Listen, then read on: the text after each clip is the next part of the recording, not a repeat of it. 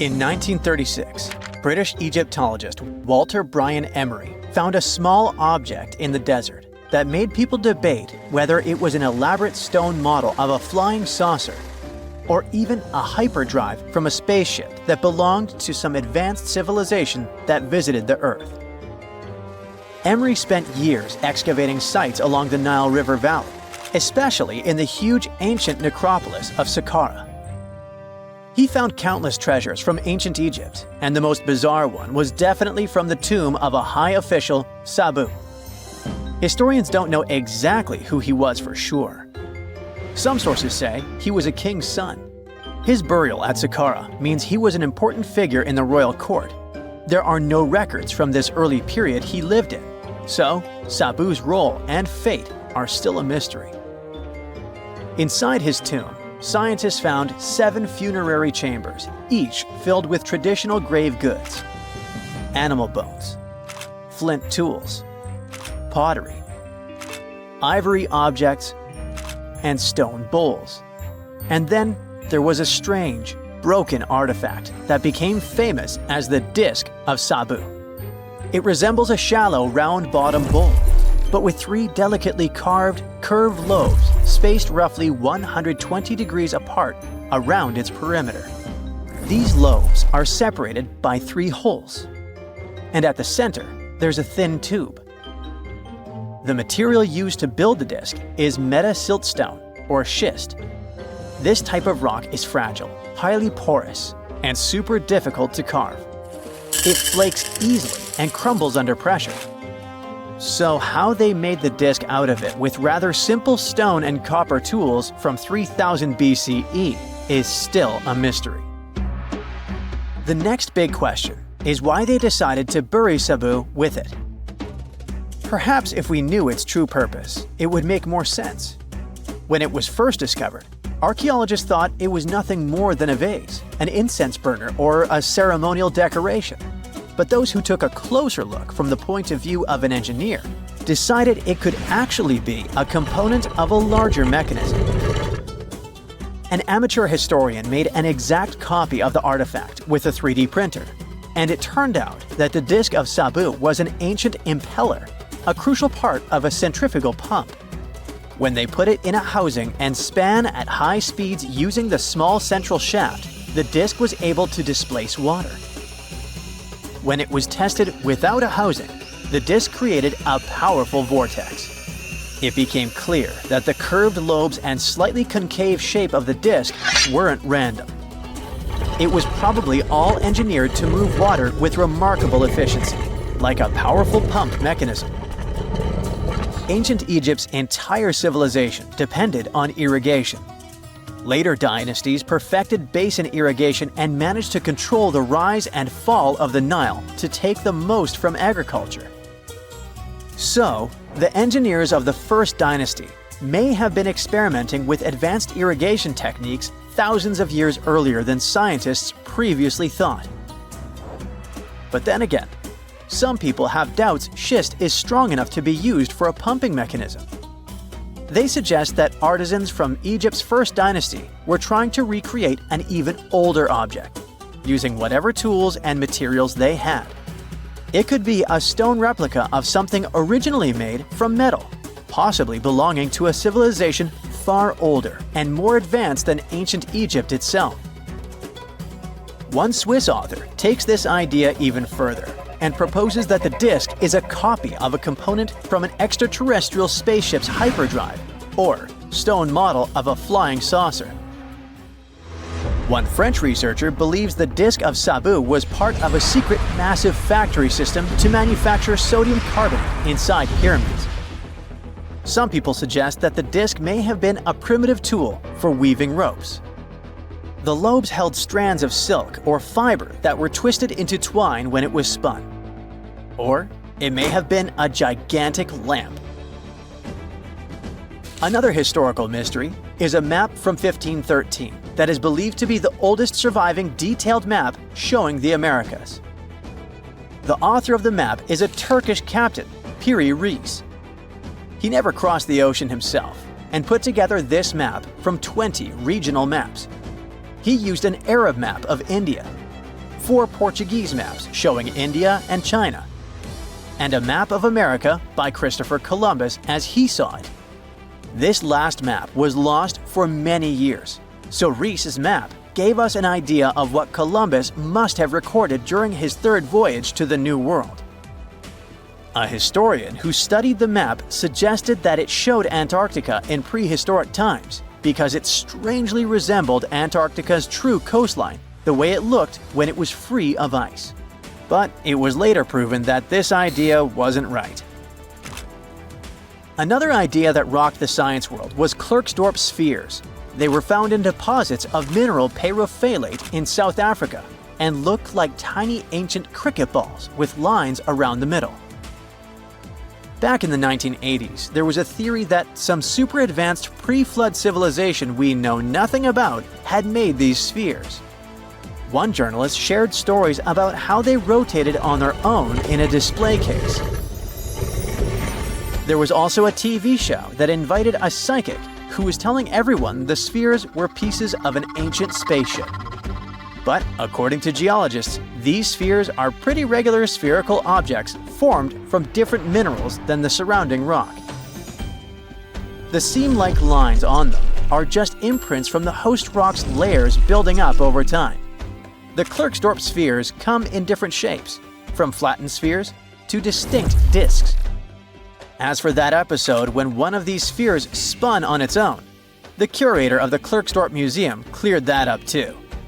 He said that when he put one sphere on its glass shelf when the journalist came to visit, the sphere rotated a bit because it's round.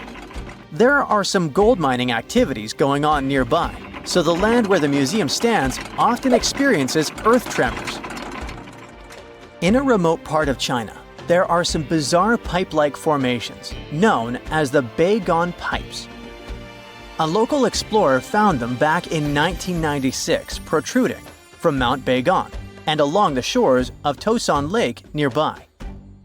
Some people thought they were the work of ancient guests from other planets. When scientists tested samples of the pipe material, they found out that they contained mostly common minerals, but there was a mysterious 8% of unknown stuff. Some extra tests showed that these pipes had been there before humans. Chinese geologists later visited the site and suggested that these pipes were formed naturally over time. It was probably fossilized tree roots from the area's super green past. It's still a real mystery with no clear-cut answer. While digging a trench along a river in Romania, workers found a wedge, which is now famous as the aluminum wedge of Aiud, or the object of Aiud. Right next to it, there were some mastodon bones. Those distant relatives of elephants lived 11,000 years ago. So some people concluded the wedge is of the same age. The cool part is that it's made of aluminum, but this metal wasn't discovered until the 1800s. This material requires serious heat to produce. The wedge is said to be covered in a thick layer of oxide that's been sitting there for hundreds of years. Some folks believe this wedge must have crash-landed here on a spacecraft from some other planet. Some scientists think it's all a hoax, and others suppose it might be a human-made object with an unknown purpose. It's 1898, and you're taking part in excavations in Saqqara. This place, not far away from Cairo, is full of ancient tombs and pyramids. You're in your Indiana Jones mood and hope to find something really phenomenal to become famous. Gold, manuscripts, treasure maps, mummies of famous pharaohs. Wait, a wooden bird?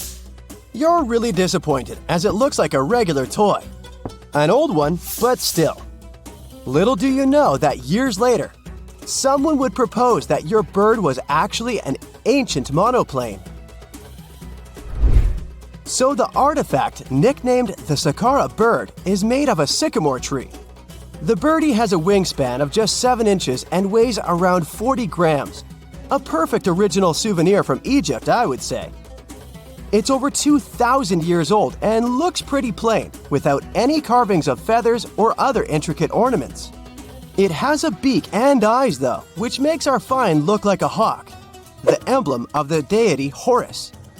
Its tail is rather unusual as it's squared, looks weirdly upright, and it seems like the sunken part of it was the place for a now missing piece. Humans love solving a good mystery, so there have been several attempts to explain the use of the birdie. First, quite simply, is that it was a ceremonial object.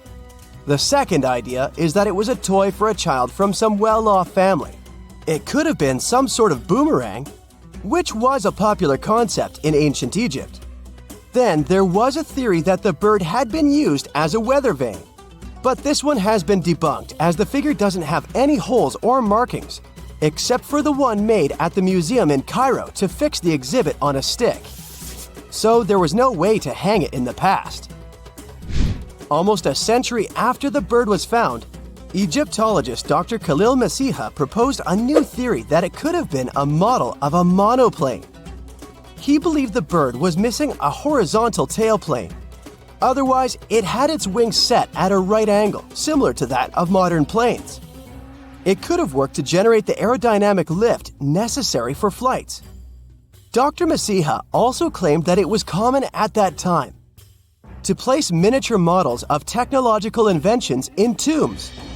So, did the ancient Egyptians really invent the plane in 200 BCE? That would make the Wright brothers, who are considered the inventors of aviation, really upset. They made one of their first flights only in 1903. There's just one way to know for sure, and that is to test the model. But you know, the ancient museum in Cairo would unlikely let one of their cherished exhibits fly around like a toy. That's why glider designer Martin Gregory built a similar model, this time of balsa wood, and concluded that even with the missing tailplane, the plane wasn't much of a flyer. Case solved? Not really. This didn't sound convincing enough to the History Channel, so they invited an aerodynamics expert to build another replica of the bird. He tested it in weather conditions similar to those in Egypt and was impressed with the little plane's abilities. So, if they did invent the prototype of a plane back in the times of Pharaohs, it would be a good example of an oupart. That's an out-of-place artifact, an object that's way ahead of its time in terms of technology or history. And the Saqqara bird isn't the only example of such a revolutionary concept. In 1901, a group of divers retrieved the Antikythera mechanism from an underwater shipwreck near the Greek island of Antikythera. It's been dubbed the world's first analog computer, and it's currently dated around 100 BCE. The bronze mechanism could tell the position of the sun, moon, planets, and stars, as well as the lunar phase, the dates of upcoming solar eclipses, and even the speed at which the moon moves through the sky. No one's sure who used it and how or where it was made, but it's obvious that it's extremely precise and way too advanced for its time. The first flushing toilets in the world were invented in the middle of the 20th century. Just kidding. The ancient Minoans on the Mediterranean island of Crete and the Indus Valley civilization both came up with this brilliant invention at the same time, around 4,000 years ago. The plumbing and sanitation were so well done that no one managed to design anything better until 2,000 years later. One ancient Minoan lavatory was discovered at the Palace of Knossos. It looks like it had a wooden seat set over a tunnel that directed water from a rooftop reservoir to an underground sewer. Other varieties got water from jugs. Only the super rich people could afford all this glory. So if you wanted to shop for real estate back then, the flushing toilet would be a telltale sign you were in the rich neighborhood. Automated doors became a cool, seemingly new invention back in 1931. But the technology behind them is actually much older. Think the 1st century CE old. Mathematician and engineer Heron of Alexandria came up with a hydraulic system to open and close temple doors. To bring it into action, you need to light a fire to produce heat. There was a brass pot under the fire, half filled with water. The inventor connected the brass pot to containers that acted as weights. When the fire was burning, the water moved into the containers. They went down and pulled the ropes. It was nothing like a supermarket door that opens in front of you before you even have time to think. Heron's door took hours to open, and there was no way to stop the process. That's why they only opened the doors once a day before people entered the temple, to add some mysticism at the temple during ceremonies. Spooky. Looks like the first ever battery was invented in Baghdad around 2,000 years ago. A German archaeologist found this oval-shaped clay jar in 1938. Scientists are still not sure what purpose it served and who exactly invented it. There is a theory that it was used for electroplating objects with precious metals. When they filled it with a weak acid like vinegar, the battery produced around 1 volt of electricity. Another theory says it was a vessel for sacred scrolls. Would you like to buy contact lenses designed by Leonardo da Vinci himself? In 1508, he invented a glass lens with a funnel on one side.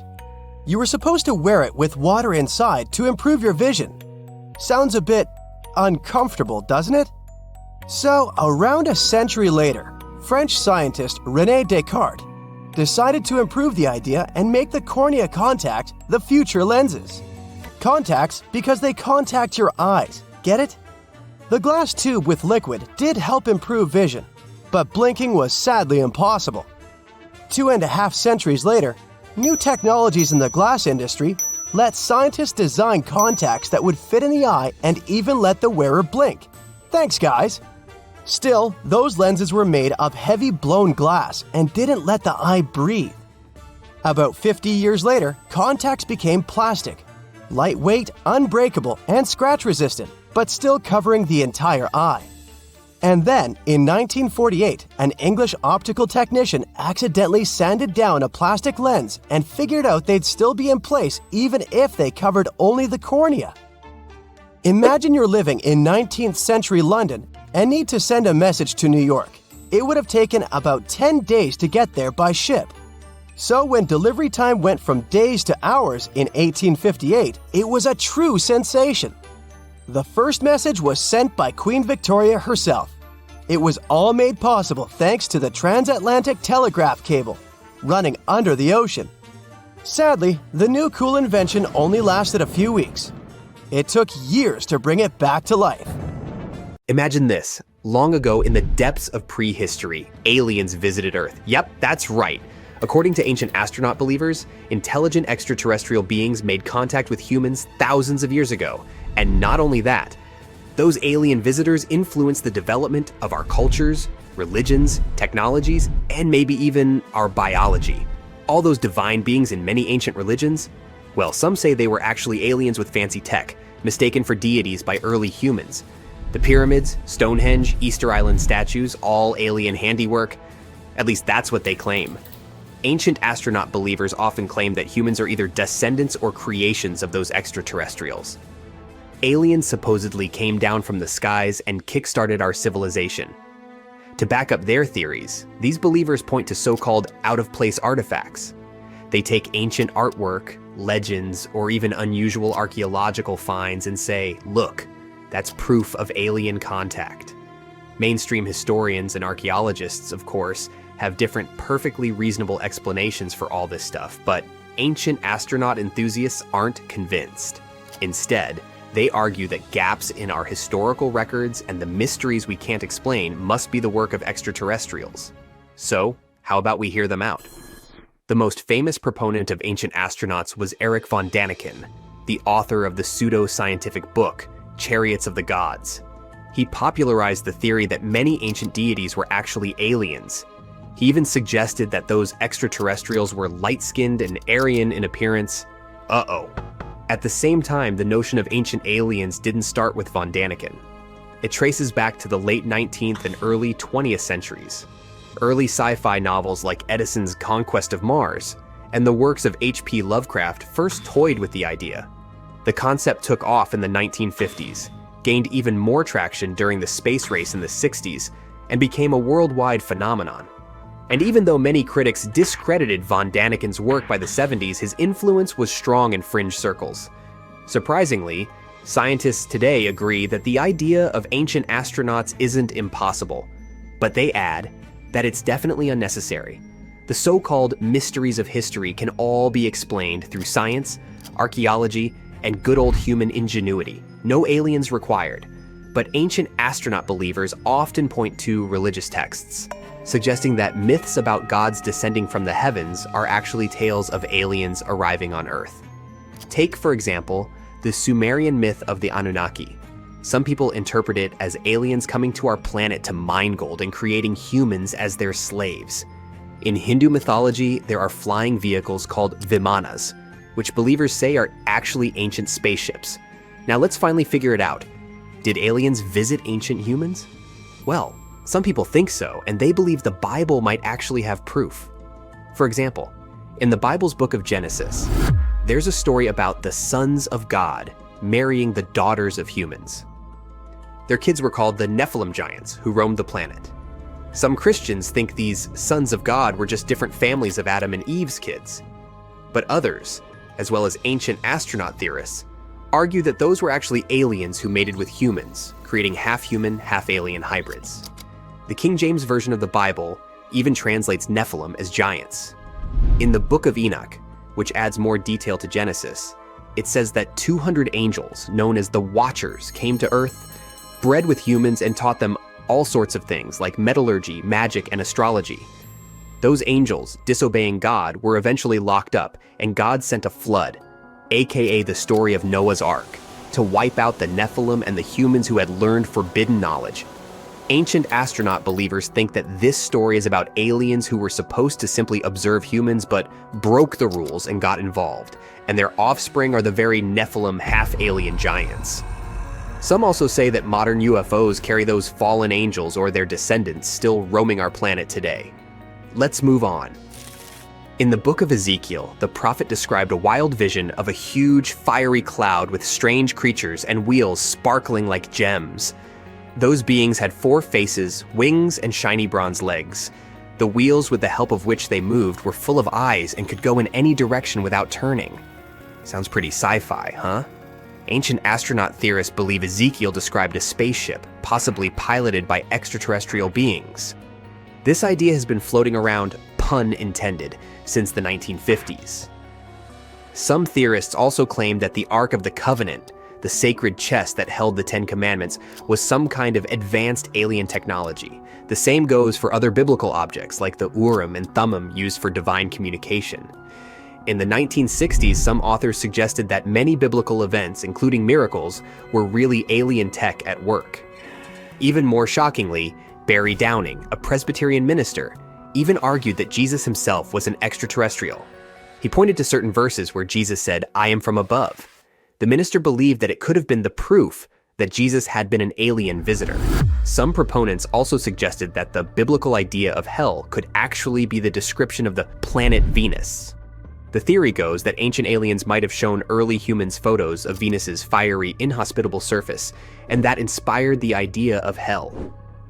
They also claim that God and Satan were alien beings who disagreed on whether humans should be given forbidden knowledge. Others compare this to the Greek myth of Prometheus, the hero who gave humans the knowledge of fire. Some even say that the original sin in the Bible, when Adam and Eve disobeyed God, was actually about alien offspring mixing with early humans. But hold on, there's even a claim that the Book of Inventions from Irish mythology, which talks about the arrival of the Tuatha De Danann, is actually about aliens arriving in Ireland. According to the legend, they came in dark clouds and caused the sun to disappear for 3 days. Ancient astronaut theorists think this could be a reference to spaceships with cloaking devices. Now, some people think that ancient artwork is full of clues that aliens visited Earth a long time ago. Let's dive deeper into the details. Ancient astronaut believers point to cave drawings, especially those from the Hopi and Zuni tribes, that show Kachina's certain spirit beings and say they might actually represent star people, which means extraterrestrials. They argue that similar drawings found around the world are proof that aliens visited many different ancient civilizations. There are also examples from places like Australia and Italy, Drawings there look a lot like astronauts with dome-shaped helmets. Some people think those cave pictures show early humans encountering aliens wearing spacesuits.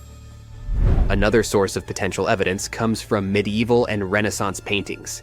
Ancient astronaut fans claim that many artworks from this time show UFOs. For instance, in Madonna and Child with the Infant St. John, there's an odd object in the sky that people say looks like a flying saucer. You'll find more in other famous paintings like The Annunciation by Carlo Crivelli, Holy Trinity by Bonaventura Salimbeni, and Miracle of the Snow by Masolino da Panicale. However, experts, like Italian art historian Diego Cuoghi, argue that these objects aren't UFOs whatsoever. They symbolize religious ideas like angels, radiant clouds, and others. One of the most popular ancient astronaut claims is based on the Nazca lines in Peru. These huge ground drawings, depicting animals and geometric shapes, can only be fully seen from high above. Some think they were created according to instructions from aliens, or that the long lines might even have been runways for their spaceships. At the same time, archaeologists say there's no proof of this. They think the lines were actually used for ancient ceremonial purposes. One researcher even recreated a figure using just simple tools to show how they could have been made by the Nazca people themselves. But wait, there's more to consider. Some artifacts like the Saqqara bird from Egypt and the Quimbaya artifacts from Colombia, Ecuador, are said to look like modern planes or gliders. Ancient astronaut believers think these might have been models of alien spacecraft, even though mainstream archaeologists are sure that they're just stylized representations of birds and insects. Then how about sites like the Pyramids of Giza, Machu Picchu in Peru, Baalbek in Lebanon, Stonehenge in England, and the Moai statues on Easter Island? They often get linked to the idea of aliens. These structures are so massive and precisely built that humans of the time couldn't have made them without help from extraterrestrials. Mainstream archaeologists don't agree and say ancient people had the skills and manpower to move even huge stones. There have been experiments showing that large megaliths can be transported using simple ancient technologies.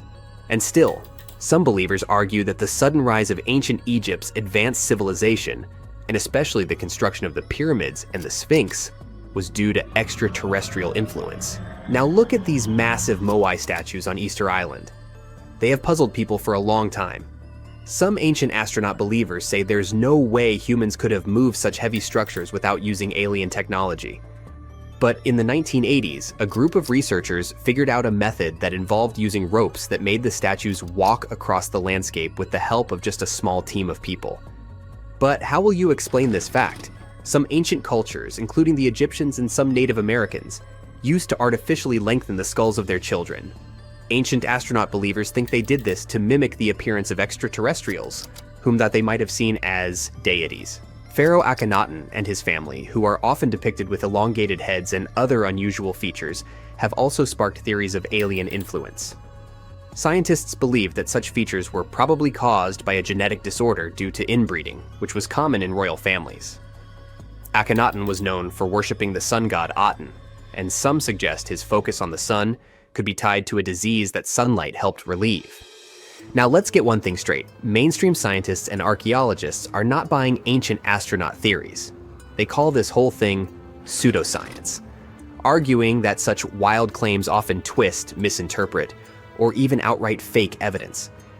The Pentagon has recently released a report, and according to the New York Times, they haven't found any evidence of aliens, spaceships, or visits from extraterrestrials.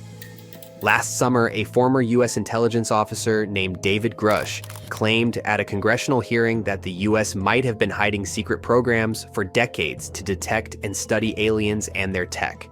He even said the U.S. had pieces of alien spaceships and even actual alien remains. However, the 63-page report put together by the U.S. Department of Defense's Anomaly Resolution Office says that since the 1960s, people have been confusing American spy planes and drones with UFOs, or what they now call unidentified anomalous phenomena. Pentagon spokesperson Patrick Ryder said they were keeping an open mind, but found no proof of aliens or hidden government programs. He mentioned that most sightings were just normal objects or misidentifications. In February last year, after a few unidentified flying objects were shot down over the US and Canada, an interagency group was created to look into the whole UFO situation. At the time, John Kirby from the National Security Council noted that this phenomenon had been around for a long time, but previous administrations hadn't really tried to explain it. Now, why is the ancient astronaut theory so popular? The human brain needs an easy way to explain incomprehensible things, and blaming them on some extraterrestrial powers is a simple way to do it. The supporters of the theory often take fragments out of historical and cultural contexts, ignoring the broader meaning of those pieces. Plus, they assume that alien technologies must be similar to ours, and that aliens must be interested in the same things as humans, which would be very unlikely even if aliens existed. The ancient astronaut theory, despite its popularity in certain circles, is classified by the scientific community as pseudoscience since it does not comply with the principles of the scientific method and is often based on distortion of facts or false analogies. At the same time, come to think of it, the universe is unimaginably huge. Does it really sound possible that in the vast, constantly expanding cosmos, we're the only intelligent, technologically advanced civilization? What do you think? Write your opinion in the comments. Have you heard of Gobekli Tepe? It's an ancient site in Turkey that literally made historians rewrite history books. Over 11,000 years ago, a group of prehistoric humans crafted an enigmatic masterpiece that's even older than Stonehenge.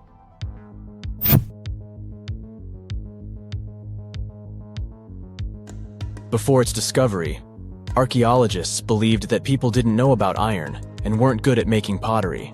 They were sure that settled life only emerged with the need for agriculture. But Gobekli Tepe changed this belief.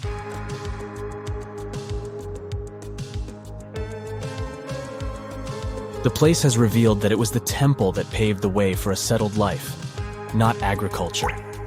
Until this discovery, researchers believed that farming was the catalyst for sedentary living. Meet Professor Schmidt, the guy whose findings changed this theory. He managed to prove that hunter-gatherer communities laid the very foundations of this way of life.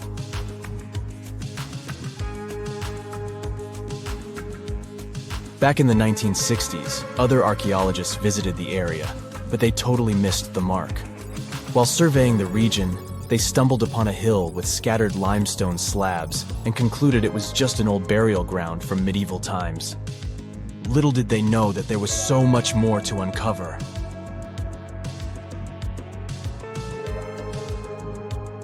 In 1994, Schmidt embarked on his own survey of prehistoric sites in the area. Surprise! He instantly realized he had discovered something truly extraordinary.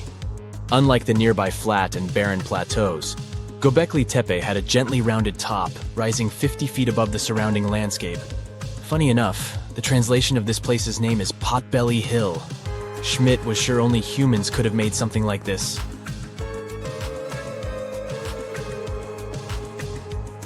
Those broken limestone pieces that were mistaken for gravestones turned out to be way more exciting. It was like stumbling upon a hidden treasure. The pieces took on a whole new meaning, and Schmidt with his team was about to dive into the secrets waiting beneath the surface. To their surprise, they found no traces of a settlement, no hearths for cooking, no houses, and none of those adorable clay figurines commonly found in nearby sites of similar age. However, they uncovered that those ancient people used tools like stone hammers. So, Schmidt and his team put their heads together and took a wild guess at the age of Gobekli Tepe's stone structures.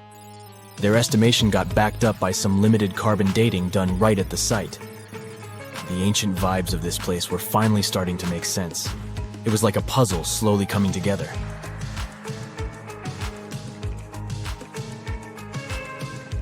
You may think that back then, people didn't have special tools to create something as cool as Gobekli Tepe. Not true. Turns out, these prehistoric folks used flint tools instead of fancy metal chisels. They were also skilled at chipping away softer limestone and crafting pillars right on the spot. Afterward, they carried the pillars a short distance to the summit and placed them upright. Once the stone rings were complete, they covered them with layers of dirt. Over time, they added new rings, and voila! You've got a cool hill to impress people in the future.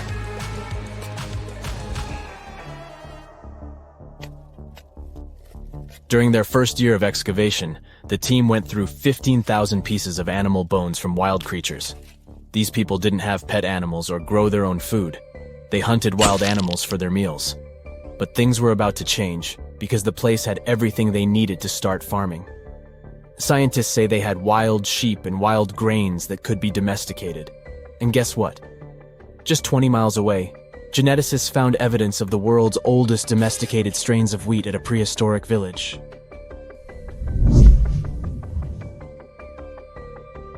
These amazing findings have completely changed how we view civilization.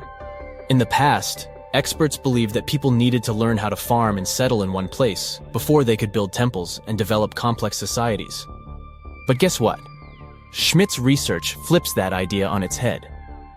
He claims that the incredible effort put into constructing these astonishing structures actually set the stage for the development of advanced societies. It means that societal and cultural changes happened before agriculture. Schmidt has this fascinating hypothesis about Gobekli Tepe. He thinks it could have been a special burial site where people left their loved ones. And here's the twist. The burial site was adorned with fancy statues and symbols representing deities from the spiritual realm. The idea that Gobekli Tepe could have served as a sacred place adds another layer of complexity to the whole story.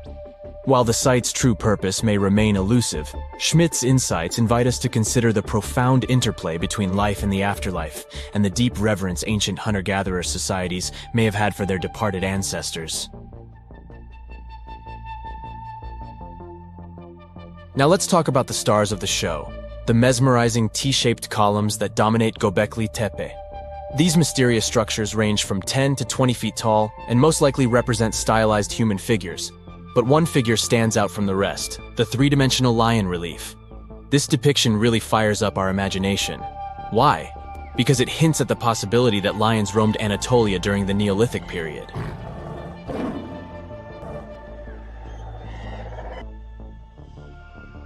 These standing stones are arranged in circles and placed in rectangular pits. Each circle has a similar setup. Two big T-shaped pillars in the center, surrounded by slightly smaller ones facing inward. Talk about a stylish arrangement. These towering pillars reach a whopping 16 feet and weigh between 7 and 10 tons. Some pillars are plain and simple, while others are like works of art with intricate carvings.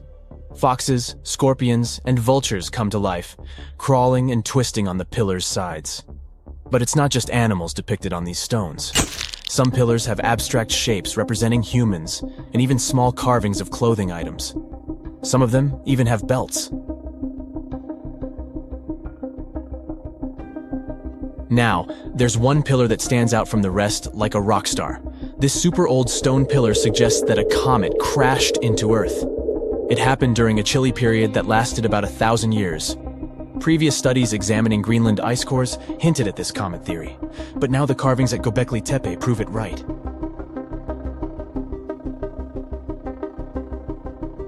The carvings on the pillars are like a historical comic strip. They even show a headless human figure. Researchers fed the images into a computer and discovered their connections to constellations, indicating that this temple might have been an ancient observatory. It's like our ancestors were trying to document this cataclysmic event in their own unique way. Archaeologists have been excavating and researching Gobekli Tepe since the mid-1990s, peeling back layers of history and providing us with a deeper understanding of the intricate relationship between various elements. They have no plans to stop the whole process for another 150 years. Who knows what else they'll find? You see, Gobekli Tepe has been labeled purely as a ritual site with no signs of domestic activities. We were led to believe that the absence of water meant it couldn't support semi-sedentary communities. But scientists believe it's time to shake things up and approach Gobekli Tepe with fresh eyes. It's time to question what we believed before and use new evidence and different ways of thinking. Like, there might have been a group of people living in the area who didn't stay in one place all the time. They moved around a bit but still had their own civilization, living in the area semi-sedentarily. Gobekli Tepe is not just home to a single temple, but an astounding collection of over 20 ancient structures. As archaeologists delve into the depths of this wonder, they are unraveling its unique layout, featuring two prominent focal points at the heart of each establishment: complemented by smaller structures and dividing walls. What's even crazier is that in this area, there are over 200 obelisks, which are narrow tapering monuments. Welcome to Rapa Nui, better known as Easter Island. It's a tiny speck in the vast Pacific Ocean, 2,200 miles away from the coast of Chile. This island is most famous for its eerie moai statues.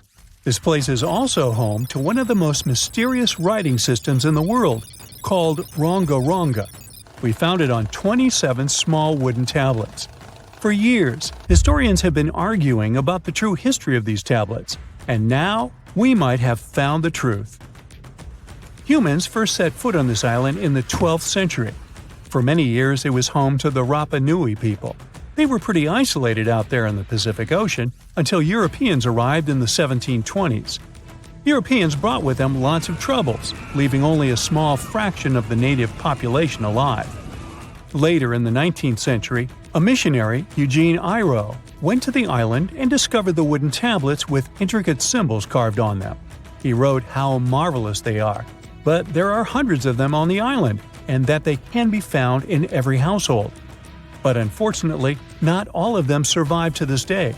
We've only got 27 of them. Some of them were heavily weathered, burned, or otherwise damaged, and now they're scattered all over the world in museums and private collections. Some of the language's artifacts were carted off to Tahiti and then to Europe by Europeans, leaving none behind on Easter Island itself. The 4 sacred tablets found their home in a congregation in Rome. They were the ones used in the recent discovery. For years, historians have been arguing whether this writing system was made up by the islanders themselves or they borrowed it from Europeans. To find the truth, they decided to use a technique called radiocarbon dating. All organic materials, like wood, charcoal, and so on, contain a tiny amount of a radioactive form of carbon called carbon-14. When life comes to an end, things stop taking in carbon-14, and the amount they had starts to decay over time. By measuring how much carbon-14 is left in a sample, we can assume how old this sample is. This is how we learn the age of many fossils and artifacts. So, they looked at the age of some Rongo Rongo tablets. 3 of them were crafted from trees grown in the 18th or 19th century, which aligns with the arrival of Europeans. However, one of them is older than the Europeans' first visit to the island. There are 2 reasons to believe that Rapa Nui people created this writing system themselves. First, Rongo Rongo works differently from European languages. Decoding it is a pretty hard task. Unlike English, this language boasts over 400 unique glyphs, none of which resemble any known writing system. There were many attempts to decipher this language, and none of them were successful so far. And second, one of the tablets is shown to be from around the 15th century, before the Europeans arrived. The problem is that radiocarbon dating can only tell us when the wood the tablet was made from was cut down, not when the writing was put on it. And since we've only got one tablet to go by, this isn't enough to be completely sure. On the other hand, why and where would they preserve cut wood for over 200 years just to grab it and write something on it one day? But anthropologists and historians say that it's possible. Scarce wood resources might have led the islanders to reuse old driftwood, which could be centuries older than the writing itself. This is known as the old wood problem in archaeology. Plus, the tablet looks very preserved. It was maintained to protect it from wood-damaging insects, humidity, and so on. That's why it survived over the centuries. Whatever is written on it, it was probably important for the Rapa Nui people. Now, all of these are guesses and clues, but scientists are cautiously optimistic. They believe that Rongo Rongo could be one of the rare instances of independent writing invention, like those of the Sumerians or the Egyptians. But we need more evidence. In the Rapa Nui language, Rongo Rongo means to recite or to declaim. Not everyone could write, only a select few. Probably only the elite of Easter Island, mostly men, knew and could read this written language. After colonization, none of them survived. So now we have to rack our brains trying to figure out what's written here. First, scholars can't agree on what type of script it is. We aren't even sure that this was their language. But even if it was, we don't know whether it's a primitive form of writing or a fully developed system. In the 1990s, a linguist, Stephen Roger Fisher, believed he might have cracked the code of Rongo Rongo structure. His idea was that these tablets conveyed cosmogonies. Cosmogonies are stories or narratives that explain how the universe was created and how natural phenomena came to be. They often come from ancient traditions and cultures, like those found in East Polynesia. The tablets could have talked about things like how the world began, where everything came from, and how different aspects of nature, like the stars or the mountains, were formed. This would also explain why only the wise elite could write. Fisher thought that Rongo Rongo is a mix of logographic and semasiographic systems, which means that some symbols represent spoken words, while others represent ideas or concepts. But deciphering them would be very hard because it requires extensive memory and knowing context, because the symbols are more like hints than complete expressions. However, other language experts disagreed with his ideas, saying there were problems with how he put together his theory. Unfortunately, Fisher couldn't prove this hypothesis. Maybe these are just drawings. If we look at the tablets, there are some things that look recognizable: people, animals, plants, and geometric shapes. There are some birds. One of them looks like a frigate bird, which Rapa Nui people associate with the deity Maki Maki. There are also fish, centipedes, and so on, or at least these glyphs look like them. Could it be just art or a form of decoration? Maybe, but there are some problems. The glyphs show a high degree of complexity and structure. They also keep the same style. For example, there are several symbols that show something human-like with a raised hand. The only difference is different heads. As if it wasn't complicated enough, this unique writing style also uses a system known as reverse boustrophodon. This means that each alternate line is flipped upside down, resembling nothing seen elsewhere. We don't know why they would turn the tablet upside down after each line. But all this shows that they had some sort of system and organization behind these symbols. Plus, it seems like they use these tablets every day for some practical purpose.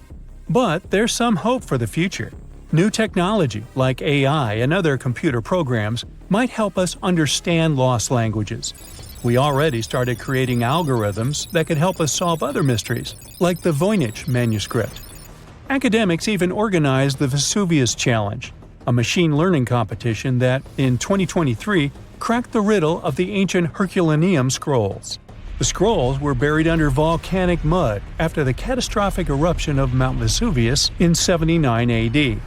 In real life, the scrolls are very fragile, so deciphering them would be a very hard task. But with digital scanning and machine learning, it's much easier. They have a rich history. They most likely belong to the personal library of an Epicurean philosopher named Philodemus. These scrolls contain very important insights into Greek philosophy and Latin literature. If we decipher more of them, we'll learn more about the rich history of the Roman Empire. In February 1961, 3 adventurous rock lovers were searching for geodes near Olancha, California. They took one of their findings home and studied it because it looked pretty unusual. They managed to cut through the matrix and discovered something unexpected inside. Instead of the usual mineral formations, it had a cylindrical object resembling porcelain inside. There was a metal shaft at its center, and around it, a hexagonal sheath made of copper and some unidentified substance. Its discoverers were hoping they had found an example of some unknown technology from 500,000 years ago. It could be proof that there was a hyper-advanced ancient civilization like Atlantis, or that time travel was real. Maybe someone came all the way from the future and accidentally dropped the item. Or maybe some intelligent extraterrestrial beings brought it when visiting Earth. If any of these theories were true, it would mean that scientists have to completely rewrite all human history as we know it. But not everyone shared the excitement, and truth seekers and alternative archaeology circles were trying to solve the mystery of the so-called Koso artifact until the late 90s with theories and debates. Then a group of skeptics took images and x-rays of the discovery and showed them to spark plug collectors. They have identified the artifact as a spark plug with corroded metal components from the 1920s and not ancient technology at all. Almost 20 years later, One of the co-discoverers of the artifact agreed to take it for inspection at the University of Washington. They officially confirmed it was a 1920s-era champion spark plug. And the stone matrix containing the artifact wasn't a geode, but a concretion. Those can form because of natural processes over decades or years, but not millennia. The Koso artifact is a good example of an out-of-place artifact, which is a thing in pseudo-archaeology. It's something found in a place or time where it shouldn't logically be. These artifacts seem too advanced for the time period they're found in. They could also mean human activity existed when humans weren't supposed to be around. The Baghdad Battery is another example of such an artifact. It was found in the 1930s by a German archaeologist and consists of a clay jar, a copper cylinder, and an iron rod going through the jar's stopper. Its top, which was broken off, probably had been sealed with asphalt. Its discoverer noticed that it had two different metals and possibly an electrolyte, which are key components of a battery. There are no ancient writings to support this theory, but when scientists ran tests and filled it with an ionic solution like vinegar or wine, it showed that it could conduct electricity. If it really was a battery from 2,000 years ago, it might have been used in ancient medical practices, or even embedded in statues to make it look like they were buzzing to impress people. Kionich, who found it, believed it was used for electroplating, a process for coating metals. Even if it was used as a battery, the Baghdad artifact could only produce a small amount of energy, around 1 volt of electricity. So, some people believe it was used as a storage container for sacred scrolls. Back in the 1930s, a couple stumbled upon something strange while walking along Red Creek in London, Texas. It was a piece of wood sticking out of what looked like an ancient rock formation. Around a decade later, their son, who was really curious to find out its secret, decided to crack open the rock and found a surprisingly modern hammer inside.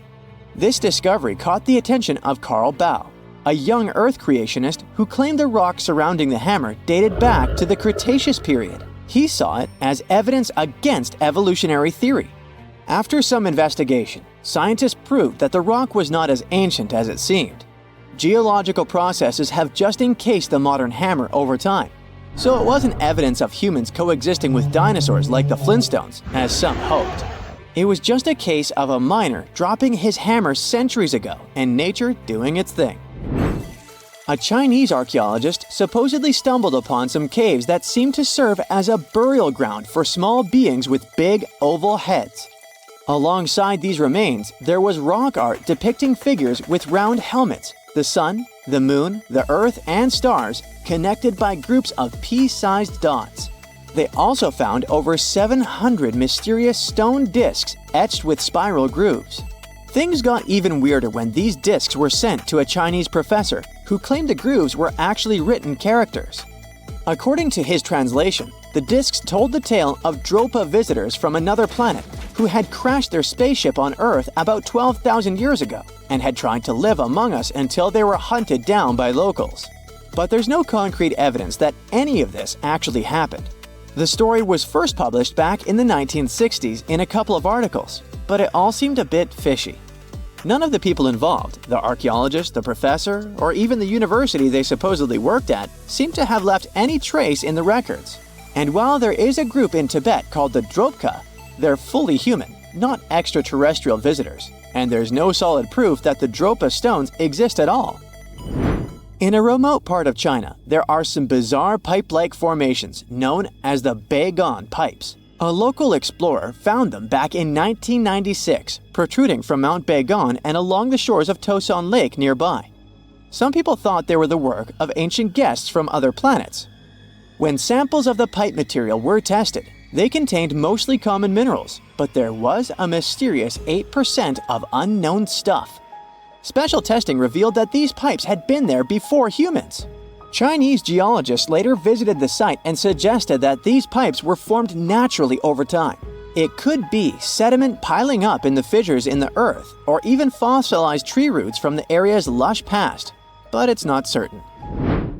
There's a mysterious terracotta head in Mexico with a hard-to-pronounce name, discovered back in the 1930s during a burial excavation. This head looked a lot like fancy Roman statues, so it wasn't clear what it was doing in Mexico. For some reason, the discoverer kept it secret for several decades. The head was found in a pyramid with 3 floors about 40 miles from Mexico City, alongside gold, copper, and pottery. Some argue that if this head really is many centuries old, it could mean the Romans or some other civilization had made it to Mesoamerica before Columbus did. There are also drift voyage theories mentioning a shipwreck after which some artifacts and survivors made it ashore. Some suggest that this figurine head was a little souvenir brought over by the Vikings. But there's no solid archaeological proof of the Vikings meeting the folks in Mesoamerica. There are some artifacts floating around, but none of them have been stamped as undeniable evidence of pre-Columbian contact, so the mystery of how this head ended up where it did remains unsolved. While digging a trench along a river in Romania, workers found a wedge, which is now famous as the aluminum wedge of Aiud, or the object of Aiud. Right next to it, there were some mastodon bones. Those distant relatives of elephants lived 11,000 years ago, so the wedge is probably of the same age. The cool part is that it's made of aluminum, a metal not even discovered until the 1800s. This material requires serious heat to produce. The wedge is also covered in a thick layer of oxide that's been sitting there for hundreds of years. Some folks believe this wedge must have crash-landed here on a spacecraft from some other planet. Some scientists think it's all a hoax, and others suppose it might be a human-made object with an unknown purpose. Archaeologists have been studying Petra in Jordan for 200 years, and in 2024, they found something they had never seen before. It's a tomb with at least 12 complete human skeletons and artifacts that are over 2,000 years old right in front of the treasury. Bronze, iron, and ceramic items were placed with the deceased, which shows how people honored their loved ones when they passed away. It's a rare chance for scientists to learn more about the Nabateans, an ancient group of Arabian nomads who built Petra. The objects found in the tomb under Petra's treasury are in amazing condition, but the skeletons became fragile because it's damp inside the tomb. They plan to study the remains and extract DNA to see if the people in the tomb were related. While some scientists are solving tomb mysteries, others have trained AI to find new ancient sites for them. They've created an algorithm that works with a special type of satellite imagery. This technique uses radio waves that can peek under things like sand, soil, and even ice to find hidden objects. AI will help search a huge desert on the Arabian Peninsula called the Empty Quarter for archaeological treasures. The lead scientists of the experiment trained the algorithm to recognize hidden locations using data from a site they had found before. The new tech can discover buried structures within 20 inches, which is very precise. Another groundbreaking tech, LiDAR, which means light detection and ranging, helped archaeologists reveal new hidden cities all around the world. LiDAR can see big structures beneath layers of vegetation and map even subtle changes in ancient landscapes. They use it to scan large areas from a small plane flying over places that aren't so easy to study from the ground, like dense jungle. In 2024 alone, they found new Maya settlements in southern Mexico, gardens, roads, and rivers in Ecuador's Amazon rainforest, ancient ruins on the Pacific island of Tonga, and the remains of 2 medieval cities along the Silk Road route in Uzbekistan. Maybe some smart technology can also explain what Marge Simpson is doing on Earth in an ancient Egyptian tomb from 3,000 years ago. The drawing, featuring a woman with yellow-colored skin, a blue crown, and a green outfit, is alarmingly like the famous cartoon character. If you don't see a resemblance here, I hope you'll at least enjoy an amazingly well-preserved necklace with amethyst and agate beads. It's from another recent find from Egypt, an ancient tomb with 11 sealed burials near Luxor. Archaeologists also found 2 copper mirrors, one with a lotus-shaped handle and the second with a unique design of the deity of the sky, women, fertility, and love in ancient Egypt. The hair of the figurine was originally made from almost 4,000 mud beads. Another awesome find from 2024 is an ancient Greek shrine with intact burials, a sarcophagus, and plenty of gold inside. They think it was built before the year 300 before the Common Era. And the marble lions, also found inside, were made from the same marble as the Parthenon in Athens. Greece is so full of ancient treasures that the city of Thessaloniki will house around 300,000 of those artifacts in their new subway system. Meanwhile, archaeologists in France have found a monument unlike any other, and they can't figure out what it was used for. It's direct proof that people used to live here between the Neolithic and the early Iron Age periods. The coolest part is a monument made of 3 unique shapes that fit together like puzzle pieces. Some gravel found in the monument could mean there used to be a wooden fence called a palisade. People who built it probably used it for protection or decoration. The team studied the layers of soil around the monument to learn more about its origins. The only tools found so far were sharp flint stones, not the cartoon characters, which were used during the Neolithic period. The next step will be radiocarbon dating to figure out exactly how old the site is. Now, the oldest saddle ever found so far was found in the grave of a woman near the edge of the Taklamakan Desert in northwest China. This saddle is the oldest ever discovered. It was crafted from pieces of leather that were sewn together and stuffed with straw and animal hair to make it soft. Now, normally, things made from natural materials like this don't last very long because they rot or fall apart. But the Taklamakan Desert is so dry that it helped preserve the artifact. The herdswoman who used the saddle was buried in her full riding attire, so this proves that not only men used saddles and took part in herding and traveling. Now let's shift to Guatemala, where an ornate jade mask made by the ancient Maya people was waiting for centuries to be discovered. Scientists use radiocarbon dating to figure out the age of the mask.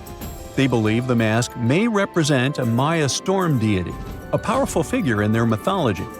These kinds of masks were often made to honor Maya royalty, and they were placed in the tombs of kings and queens when they were buried.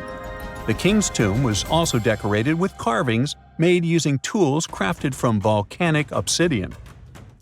After 15 years of searching, scientists may have finally figured out where the altar stone of Stonehenge comes from. They compared the tiny minerals inside the altar stone with rocks from many places in Wales and England and ruled out lots of spots.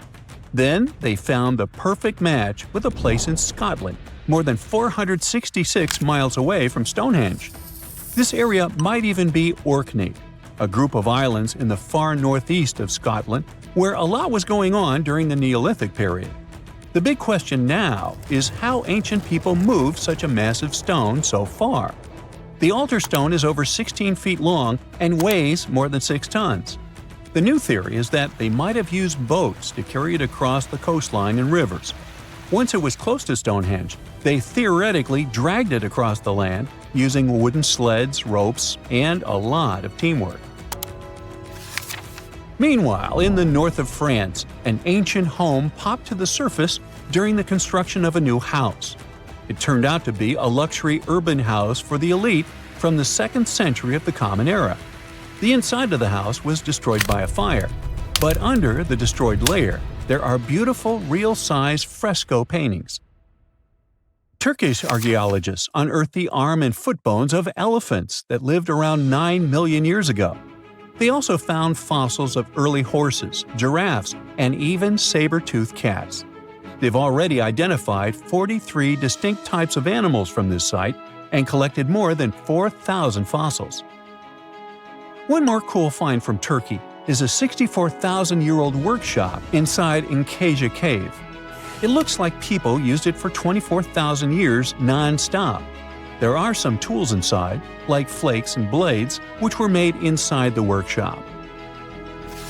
In eastern Turkey, a farmer accidentally found a 1,000-square-foot mosaic from the late Roman or early Byzantine period just beneath the dirt. Experts say it's a one-of-a-kind thing from this region, and it's still in one piece after all this time. The pattern shows dozens of trees, plants, and animals that were found in ancient Turkey. There could be more treasures in the area, so they plan to keep digging. Our final stop will be in Sicily, where archaeologists uncovered a huge ancient thermal complex. Inside, they found 2 rooms with floors covered in colorful mosaic designs, along with a large courtyard surrounded by arched wings. As they kept digging, they discovered more parts of the ancient city. They found new roads and the remains of a huge complex, along with stretches of old stone walls that were part of the city's fortifications. These discoveries are helping scientists imagine what the city might have looked like during ancient times. No one knows for sure whether the bathhouse was built by the Greeks or the Romans, since both civilizations lived in Sicily long ago. If there's a question that still baffles archaeologists to this day, it's this one. How did the ancient Egyptians build those magnificent pyramids? As far as we know today, their resources were quite limited, especially in terms of tools and building materials. We still don't have a fully satisfying answer, but hey, we've got some pretty amazing theories worth considering. The leading contender among these theories involves the clever Egyptians employing a sneaky strategy. Now picture this. They constructed a slanted and curving mound made of bricks, earth, and sand encircling the pyramid to be. As the pyramid grew taller and taller, they simply increased the height and length of this wacky structure. It's like they were playing an ancient game of Jenga. Now, how did they get those massive stone blocks up there? Well, according to the legendary ancient Greek historian Herodotus, they used sleds, rollers, and levers. It sounds like they turned construction into a supersized game of tug-of-war. And guess what? Herodotus also claimed that the Great Pyramid, the one from Giza, the granddaddy of them all, took a whopping 20 years to build. There's more. Herodotus also dropped a mind-boggling number on us. 100,000 men were supposedly involved in this pyramid extravaganza. Did they hire the entire Egyptian population? Well, it might not be as far-fetched as it sounds. These men were probably mostly farmers, so they probably focused on the pyramids when there wasn't much work to be done in the fields. Like during the flood season of the Nile River. Obviously, specialists in the archaeological community had something to add to this theory. By the late 20th century, they discovered some evidence that suggests the workforce might have been smaller and more permanent than previously thought. Instead of a massive army of 100,000 pyramid builders, they proposed that a modest crew of around 20,000 workers, accompanied by support personnel like bakers, physicians, and even spiritual leaders, could have gotten the job done. There was also this theory that claimed that the pyramids were actually built from the top downward. It suggested that these colossal structures were nothing more than isolated hills used as quarries. The stones were supposedly drawn from these hills, and over time, competing engineers took charge and transformed them into the iconic pyramids we know today. Now, before you dismiss this theory as a wild fantasy, some folks thought it wasn't completely crazy. After all, there are instances where isolated hills exist, so maybe this theory had a tiny glimmer of truth. Whether it involved ramp building or ingenious work schedules, one thing is clear.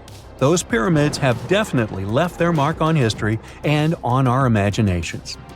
Now, speaking of ancient Egyptian mysteries, there's this gigantic unfinished obelisk sitting in ancient Egypt, and scientists are trying to figure out how it was shaped.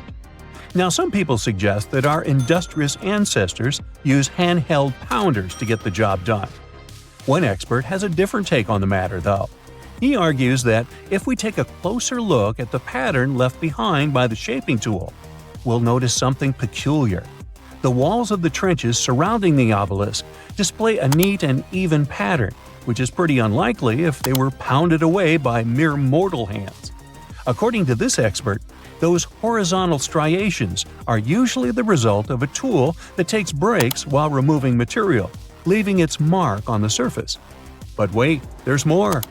Imagine the tool being rocked back and forth against the trench walls, clearing away the waste to keep the trench from narrowing. Well, in that case, the tool might have left some funky horizontal striations where it was pressed against the sidewall. This sounds like some fancy technology at play, don't you think? And guess what? The dynastic Egyptians probably didn't have access to that kind of know-how. Another famous Egyptologist from way back also uncovered a bunch of core drills during his adventures. Although the actual drill bits are missing, his collection houses these particular core remnants made of limestone, alabaster, and even granite. These constructions aren't the only amazing thing the ancient Egyptians left behind, though. As it turns out, the Egyptians were the genius minds behind the creation of the handheld mirror. Yeah, that little mirror you use every day to check yourself out. But here's the twist. These mirrors are like pieces of art. They were decorated with inscriptions and figures. But that's not all. The Egyptians had a serious concern with their appearance. They knew the importance of personal hygiene and looking fabulous. So, in their quest for pearly whites, they invented toothbrushes and toothpaste. Dental problems were pretty common back then, and their smiles weren't exactly all white. Dentistry wasn't their strongest suit, you see. Maybe their minds were distracted by all that pyramid building. So that doesn't mean those ancient toothpaste recipes weren't amazing. One delightful concoction included rock salt, mint, dried iris petals, and pepper. Some brave dentists in the 21st century tried it out, and it worked pretty well. Ground-up ash was also used in another recipe to create a tooth cleansing paste. Mint was missing, so that didn't do much for their breath. That's when the genius Egyptians came up with the world's first breath mints. They made tablets from heated spices like cinnamon, and they mixed it with honey. Now, let's shift gears to home decor, Egyptian style. They surely took ornamentation to the next level. While the concept of decorating furniture started in Mesopotamia, the Egyptians cranked it up a notch. They went all out with different colors of ink and even developed various weights of paper. Oh, and let's not forget about those cute little area rugs we all have in our homes today. Guess who came up with the idea? Yep, the Egyptians. They used the versatile papyrus plant to make those cozy rugs. And speaking of trends, the Egyptians loved their knickknacks. They had an assortment of small figurines in the shapes of cats, dogs, and people. These statues were made from various materials, like simple sun-dried mud to the ultimate bling of gold. It all depended on how loaded you were. The Egyptians were also all about farming, and they knew that clean water was crucial for their crops and animals. That's why they came up with some nifty inventions and techniques to make sure their land was fertile and their plants were happy. First off, they had the genius idea of using ox-drawn plows. They had two types of plows, heavy and light. The heavy plow would strut its stuff, cutting deep furrows in the soil, while the lighter plow followed behind, fluffing up the earth. But they didn't stop there. After plowing, the Egyptians would break up clumps of soil and sow the rows with seeds.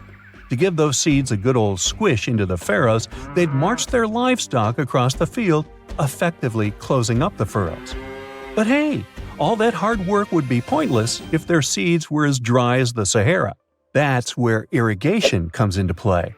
The Egyptians were so good at it that other cultures, like the Greeks and Romans, couldn't help but copy their techniques. Now let's switch gears and talk about the marvelous architecture of ancient Egypt. These folks weren't just skilled farmers, they were also architectural maestros. They built these fancy canals to carry water to farms and villages, and boy, did they know how to make those canals look pretty. Just imagine strolling along a canal lined with ornate structures.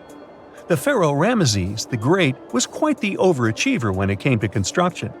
One of his mind-blowing creations was the construction located at Abu Simbel. This building was designed so that twice a year, the sun would shine directly into it and illuminate the statues of Ramesses. And let's not forget about the corbelled arch. Without this architectural gem, we'd be missing out on some mind-boggling structures like the Great Pyramid. The Egyptians knew how to make things stand tall and proud, thanks to their engineering and construction wizardry. They built grand halls and inner sanctums that make your jaw drop. And some of these temples doubled as astronomical observatories. So looky here, scientists discovered ancient artifacts near King Tut's tomb. Turns out, his VIP final resting place looks more like a public graveyard with about a dozen wooden coffins that's been there for around 3,600 years. Now, okay, I might have exaggerated a tad. The 11 tombs weren't exactly right next to King Tut, but they were close, near the same city of Luxor. New findings in Egyptian tombs can help us piece together what life was like in ancient Egypt. And guess what? Ancient Egyptians seem to have been remarkably like us, modern humans. Say, the women have always loved jewelry, and archaeologists retrieved a beautifully made necklace with 30 amethyst beads and 2 agate beads, plus a hippo head amulet. Bet it was all the rage back then. Researchers also discovered 2 copper mirrors. One had a handle shaped like a lotus, and the other was decorated with Hathor, the ancient Egyptian deity of the sky, women, fertility, and love. These recent excavations near Tutankhamun's burial site led to another jaw-dropping revelation. For the first time in thousands of years, fragments of Queen Hatshepsut's Valley Temple were uncovered. This fearless woman was thought to be the second female pharaoh, who ruled with both courage and wisdom, leaving a legacy as solid as the stones themselves. Her temple, hidden for ages, opens a window into a time filled with power, intrigue, and spiritual devotion. Archaeologists found over 1,000 beautifully decorated stone blocks on the outskirts of Hatshepsut's funerary temple. There were very few women who managed to take the throne in ancient Egypt. Another tomb was found nearby, and it belonged to the overseer of Queen Teti Sheri's palace, whose name was Jehuti-Mez. Queen Hatshepsut seems to have even more tombs, aces up her sleeve. These tombs were carved into the rock instead of being built as pyramids, showing a unique ancient perspective on how to protect the soul in the afterlife. Experts managed to retrieve some cool ancient pieces from the site. Toys made of clay, mummy masks, winged scarabs, and some amulets. Sadly, there surely used to be way more artifacts, but over the last centuries, there have been people other than archaeologists to stumble upon this site. It's likely that looters got to these tombs before them and may have taken some valuable items. But they did leave behind some cool stuff for the researchers, like pottery used for offerings of bread and meat, along with archers' bows that connect the tomb's owners to the Egyptian military. Meanwhile, soul protection is way more important than you might think, especially if you're roaming around Luxor looking for ancient secrets. You aren't scared of King Tut's curse, are you?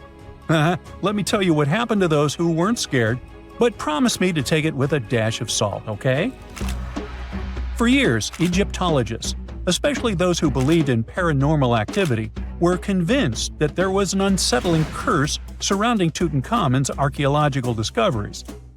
This belief stemmed from the mysterious and untimely demise of several excavators who discovered the tomb in 1922 with no logical explanation for why they passed away. It was just easier to chalk it up to something supernatural and avoid the whole mess. But it turns out it wasn't a curse at all. It was likely the radiation that caused those excavators to perish. Now, you might wonder where the radiation came from. After all, while radioactivity was discovered in the 19th century, ancient Egyptians, despite their impressive pyramids, didn't have any radium lying around to make Tut's tomb glow like crazy. So, what could be the real story? It might have been toxic waste behind it all. Toxic levels of radiation from uranium and hazardous waste have been lurking inside the tomb since it was sealed over 3,000 years ago. The burial chamber of Tutankhamun's tomb reportedly has such high radiation levels that anyone who steps inside could easily end up with a fatal dose of radiation sickness or an incurable condition. By the way, you can have a somewhat similar level of radioactivity if you don't get rid of those moldy dinner leftovers you left to perish in your fridge a month ago. But this radioactivity isn't exclusive to Tutankhamun's tomb. Ancient Egyptian artifacts discovery is rewarding yet dangerous due to unusually high radiation levels in Old Kingdom tombs all over Egypt. Geiger counters have detected radiation at 2 sites near the Giza pyramids, and radon, a radioactive gas, has been found in several underground tombs in Saqqara. Interestingly, experts believe that the builders of these ancient tombs were aware of the toxins, as some eerie warnings were carved into the walls of many tombs. One inscription ominously declared, "They that break this tomb shall meet their end by a malady that no doctor can diagnose." Other ominous phrases like "forbidden," "due to evil spirits," only added to the fear that supernatural curses haunted these ancient sites. Ominous signs have stunned archaeologists since forever, but the fear grew even stronger a century ago with the mysterious passing of Lord Carnarvon, who funded King Tut's excavation in 1922 and reportedly explored the treasure-filled rooms, along with several others who entered the tomb. Arthur Weigall, another British Egyptologist who was present at the tomb's opening and is credited with starting the curse myth, passed away young when he was just in his 50s in 1934. Chances are the condition that made him pass was connected to radiation. In total, 6 out of the 26 people who were there when the tomb was opened met their end within a decade from various causes. Not only X-ray exposure, those reasons include asphyxia, stroke, heart failure, pneumonia, and even poisoning. Well, isn't this getting a little grim? There was one guy who opened the tomb and somehow managed to avoid the infamous curse, Howard Carter, or so it seemed. Some folks pointed to his survival as proof that the curse wasn't real. After digging up the tomb, Carter published several books on the topic and shifted gears from archaeology to dealing in antiquities for various museums. Despite dodging demise or injury, rumors swirled about how the curse may have impacted him in other ways. One of the big stories linked him to Lord Carnarvon's daughter, Evelyn. Some said he was madly in love with her, but she married someone else, so he chose to stay single. Others claimed they had an affair while she was in Egypt, which ended when her father passed away and she left the country for good. However, there wasn't much evidence to support these stories. Evelyn was just 6 when they met, and they remained friends until his last breath. She was even one of the few attendees at his funeral, but denied any romantic involvement, saying they weren't that close. A year after the revolutionary discovery near King Tut's tomb, Evelyn married politician Sir Brograve Beauchamp and had a daughter. That same year, Beauchamp toured the tomb with his parents, guided by Carter himself. Carter never married and, aside from those posthumous rumors about Evelyn, had no other romantic connections. While the curse adds an intriguing twist to his life story, his tendency to keep relationships at arm's length was evident long before the tomb was opened. It seemed Carter just wasn't a people person. In 1939, after battling a serious illness, he ultimately succumbed to fate. He was 64, which was a pretty common life expectancy in the UK back then, so no one really thought it was off and linked it to an ancient curse. When he passed, it turned out he had several artifacts from Tutankhamun's tomb in his London apartment, which were eventually sent back to Egypt, marking what some viewed as the curse's end. Who knows? Maybe if he hadn't had all those ancient souvenirs at his place, he would have lived way longer. But all the other demises might seem off. The curse theory was likely fueled by some strange events during the excavation. Carnarvon got a mosquito bite that became severely infected, and around the time they opened the tomb, Cairo experienced a bizarre power outage and a freak sandstorm. Back in England, the Earl's dog, Susie, managed to escape from Carnarvon's house and began barking frantically at seemingly nothing. At least that's what the staff and family saw.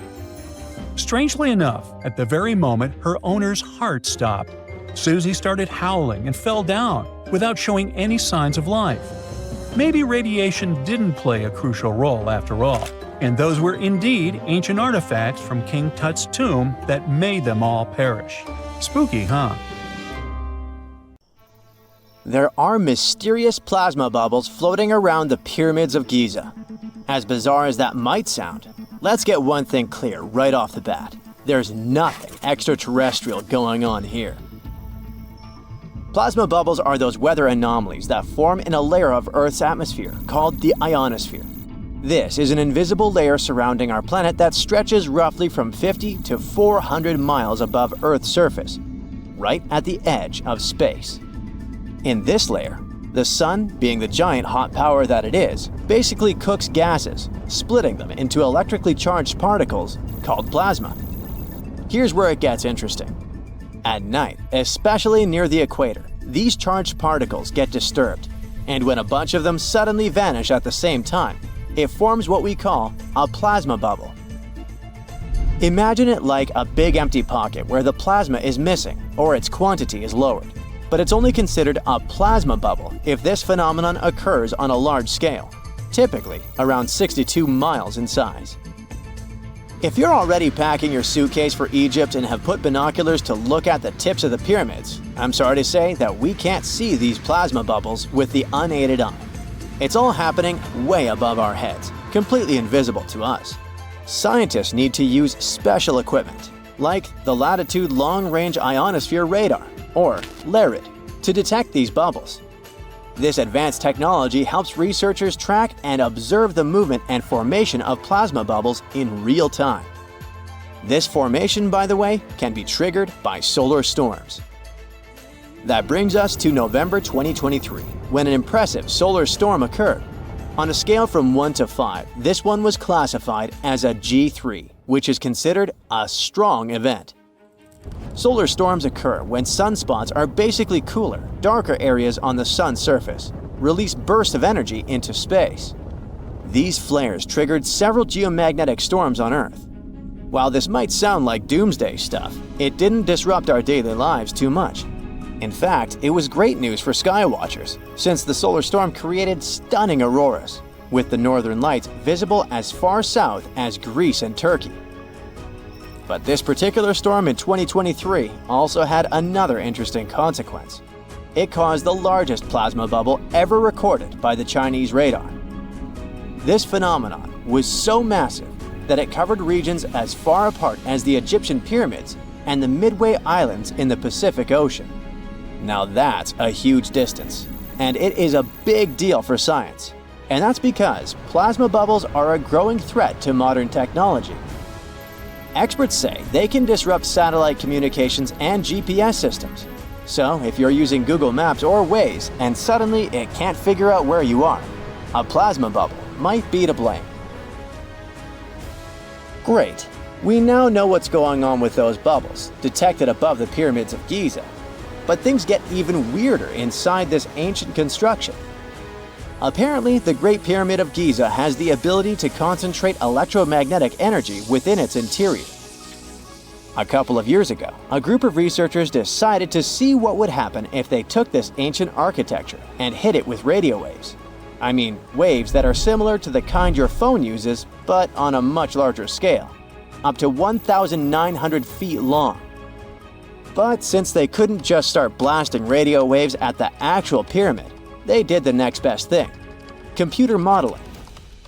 Using these simulations, the researchers discovered something incredible. The Great Pyramid can actually concentrate electromagnetic energy within its internal chambers, as well as underneath its base, where an unfinished chamber is located. By concentrate, I mean something like trap it. For example, when you shout into a cave, you hear your voice echo back, right? The sound waves don't just disappear, they bounce around and get focused. Similarly, when radio waves hit the pyramid, they don't just pass through or around it. Instead, they get absorbed, bounce around, and focus inside and underneath the pyramid. Our list of mysterious phenomena surrounding the Egyptian pyramids doesn't end there. Inside the pyramid, there's a long, narrow passage that leads to what's known as the King's Chamber. This room sits at the center of the pyramid, and it's believed to have been the final resting place of Pharaoh Khufu, the ancient Egyptian leader who commissioned the entire thing over 4,000 years ago.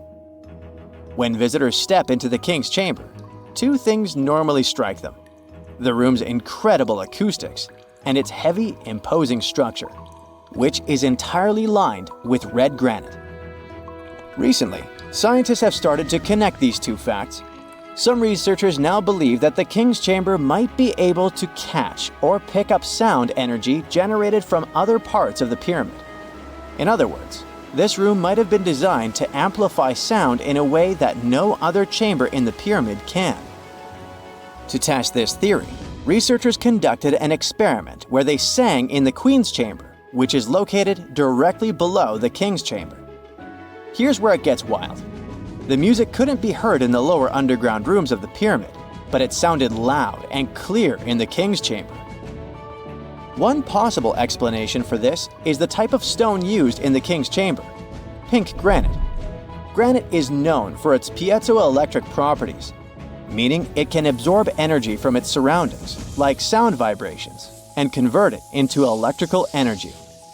This suggests that the chamber's unique acoustics might be due to more than just the shape of the room. It could be that the granite itself plays a role in amplifying and concentrating sound waves. According to scientists, these discoveries open up a whole new field of research into the pyramid's potential. Could the ancient pyramids have somehow harnessed the energy created by sound waves, or even Earth's natural vibrations? It might sound far-fetched, but considering the granite's piezoelectric properties are well documented in modern science, it's not entirely impossible. Who knows? Maybe we've only just scratched the surface of what the pyramids were truly capable of. Speaking of just scratching the surface, there's even more to think about, like how the pyramids ended up in such a perfect location.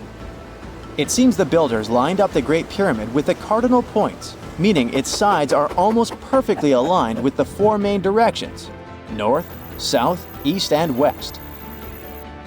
There are many theories about how they did it, but one study suggests that Egyptians might have used the fall equinox to achieve this perfect alignment.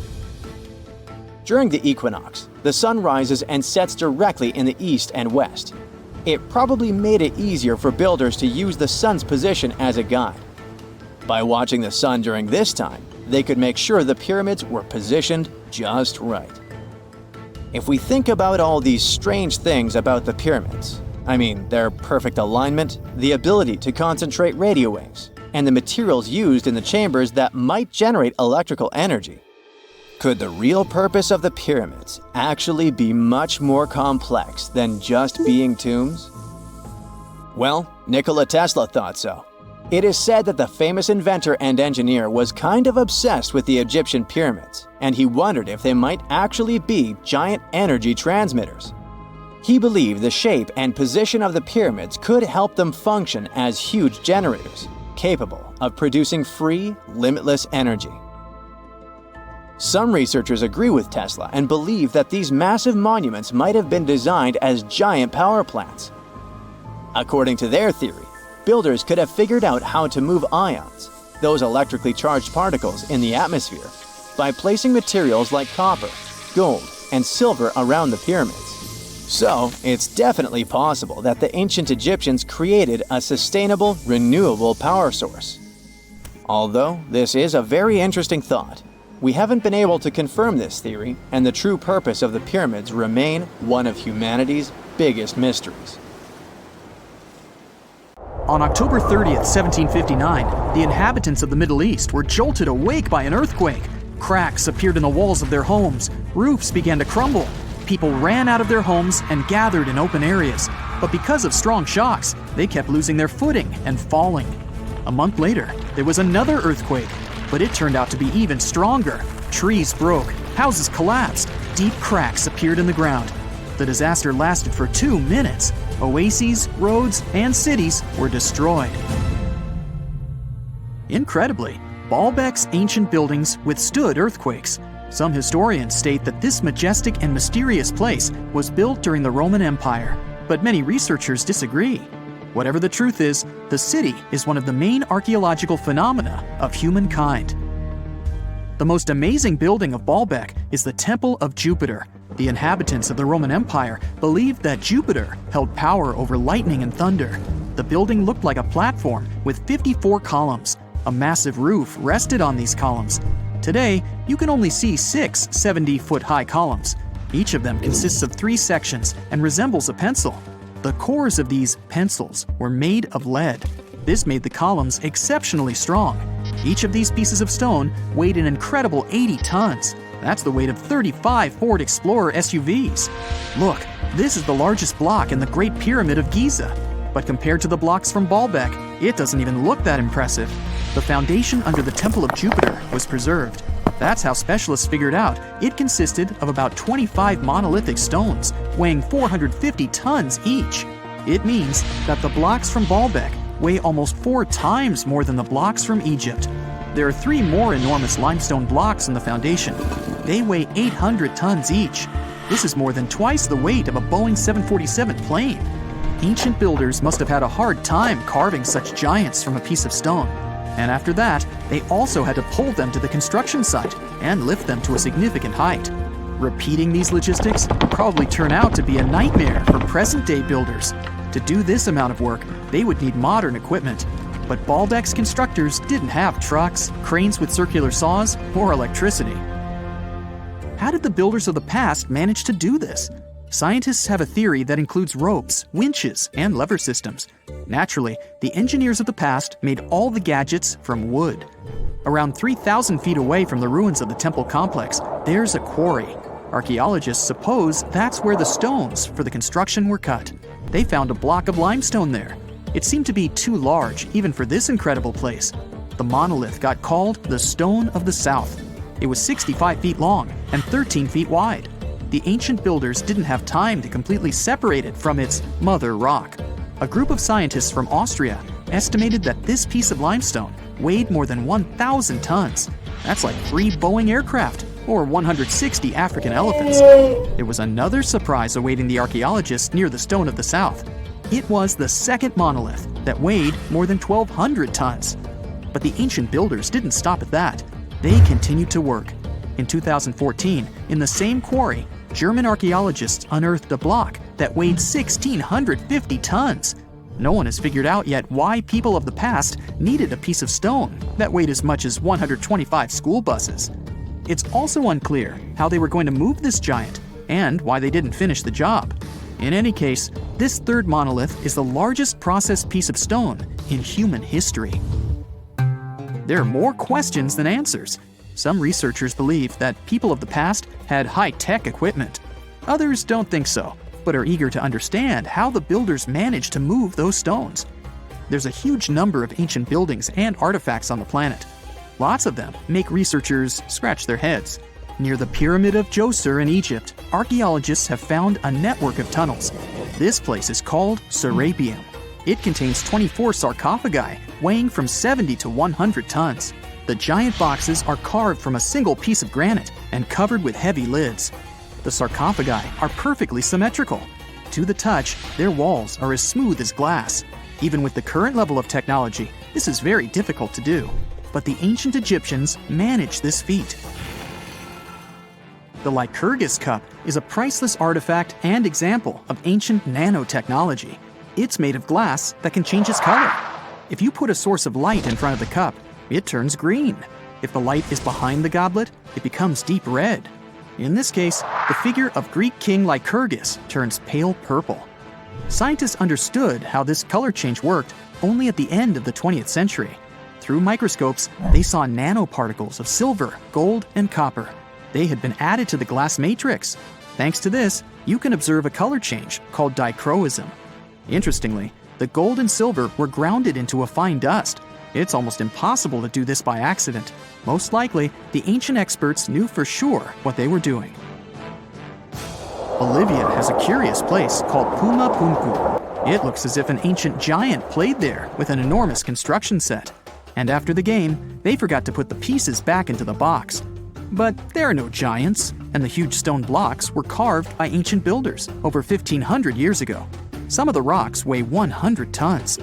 The blocks were brought to an altitude of almost 13,000 feet above sea level from the quarry 60 miles away from the construction site. There's no forest in that area. This means the builders couldn't use trees to make wooden rollers. The monument belongs to the Inca civilization. Scientists are sure they didn't know anything about wheels. In 1992, the inhabitants of a Chinese village decided to drain a pond. Their ancestors had been using it to wash clothes and catch fish for hundreds of years. They kept pumping the water out for 17 days. At the bottom of the reservoir, they made an unexpected discovery. The villagers saw an entrance to a cave going down to a depth of 100 feet. The incredible find was named the Longyu Caves. Unknown builders carved out 320,000 square feet of galleries. There are separate rooms, bridges, pools, and columns that support the ceiling. The walls of the cave are covered with strange carved lines and patterns. Scientists haven't found any information about who built the caves and why they did it. The construction technology also remains a mystery. Antonio Stradivari lived in Italy in the 18th century. He created musical instruments.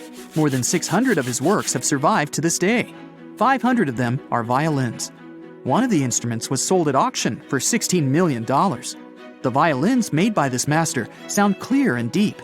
Researchers can't understand why Stradivarius instruments produce such unique sounds. Perhaps it's all about the varnish the master used to cover the violins.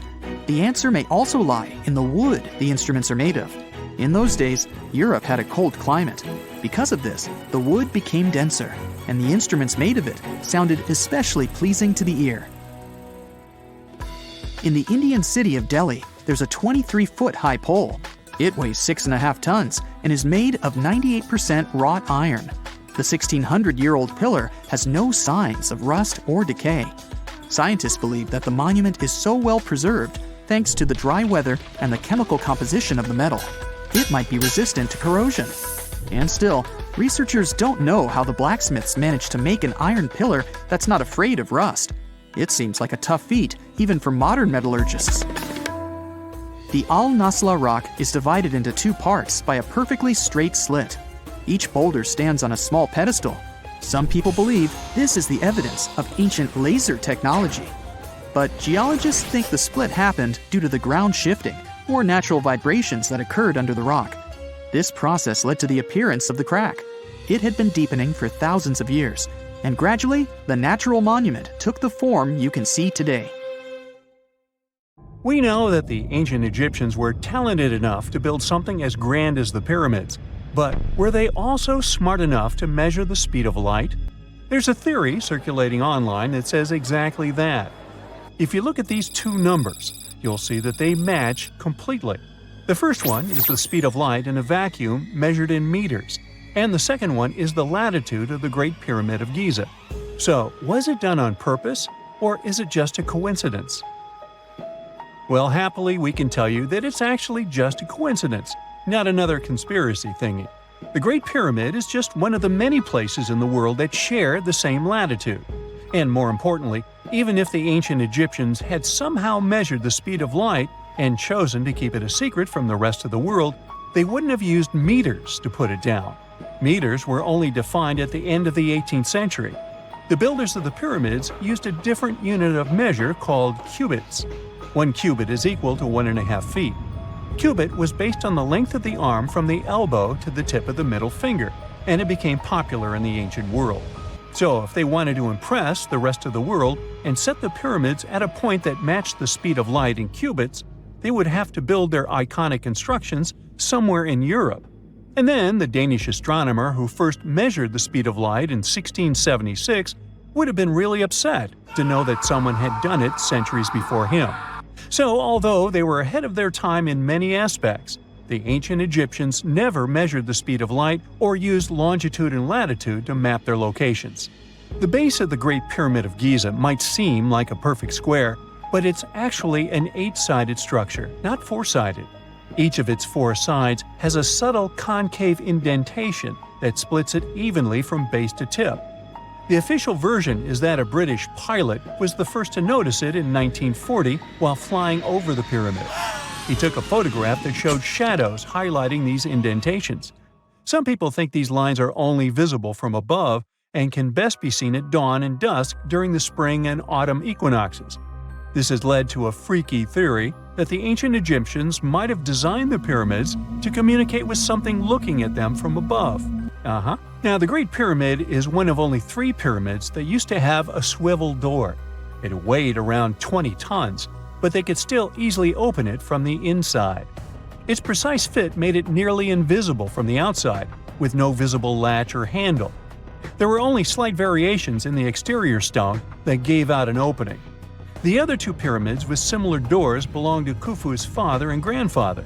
The Great Pyramid also has a hidden void at least 100 feet long that was only found in 2017. We still don't know what lies within the space, what purpose it served, or if it is the only space of its kind. Researchers used the same tech to see through cathedral walls, Mayan pyramids, and even volcanoes. It depends on a natural shower of subatomic particles called muons. They pass more easily through empty space than through solid materials. So if they arrange multiple muon detectors around a structure, scientists can map out its solid and empty areas. A team of scientists placed muon detectors inside the Great Pyramid and allowed them to gather data for months. Scientists have analyzed samples of the mortar used to build the pyramids many times.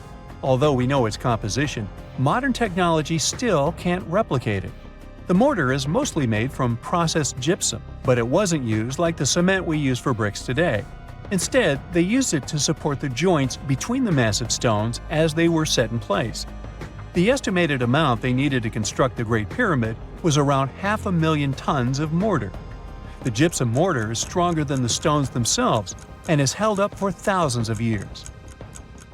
Now, all four sides of the Great Pyramid are aligned with the cardinal points – north, south, east, and west.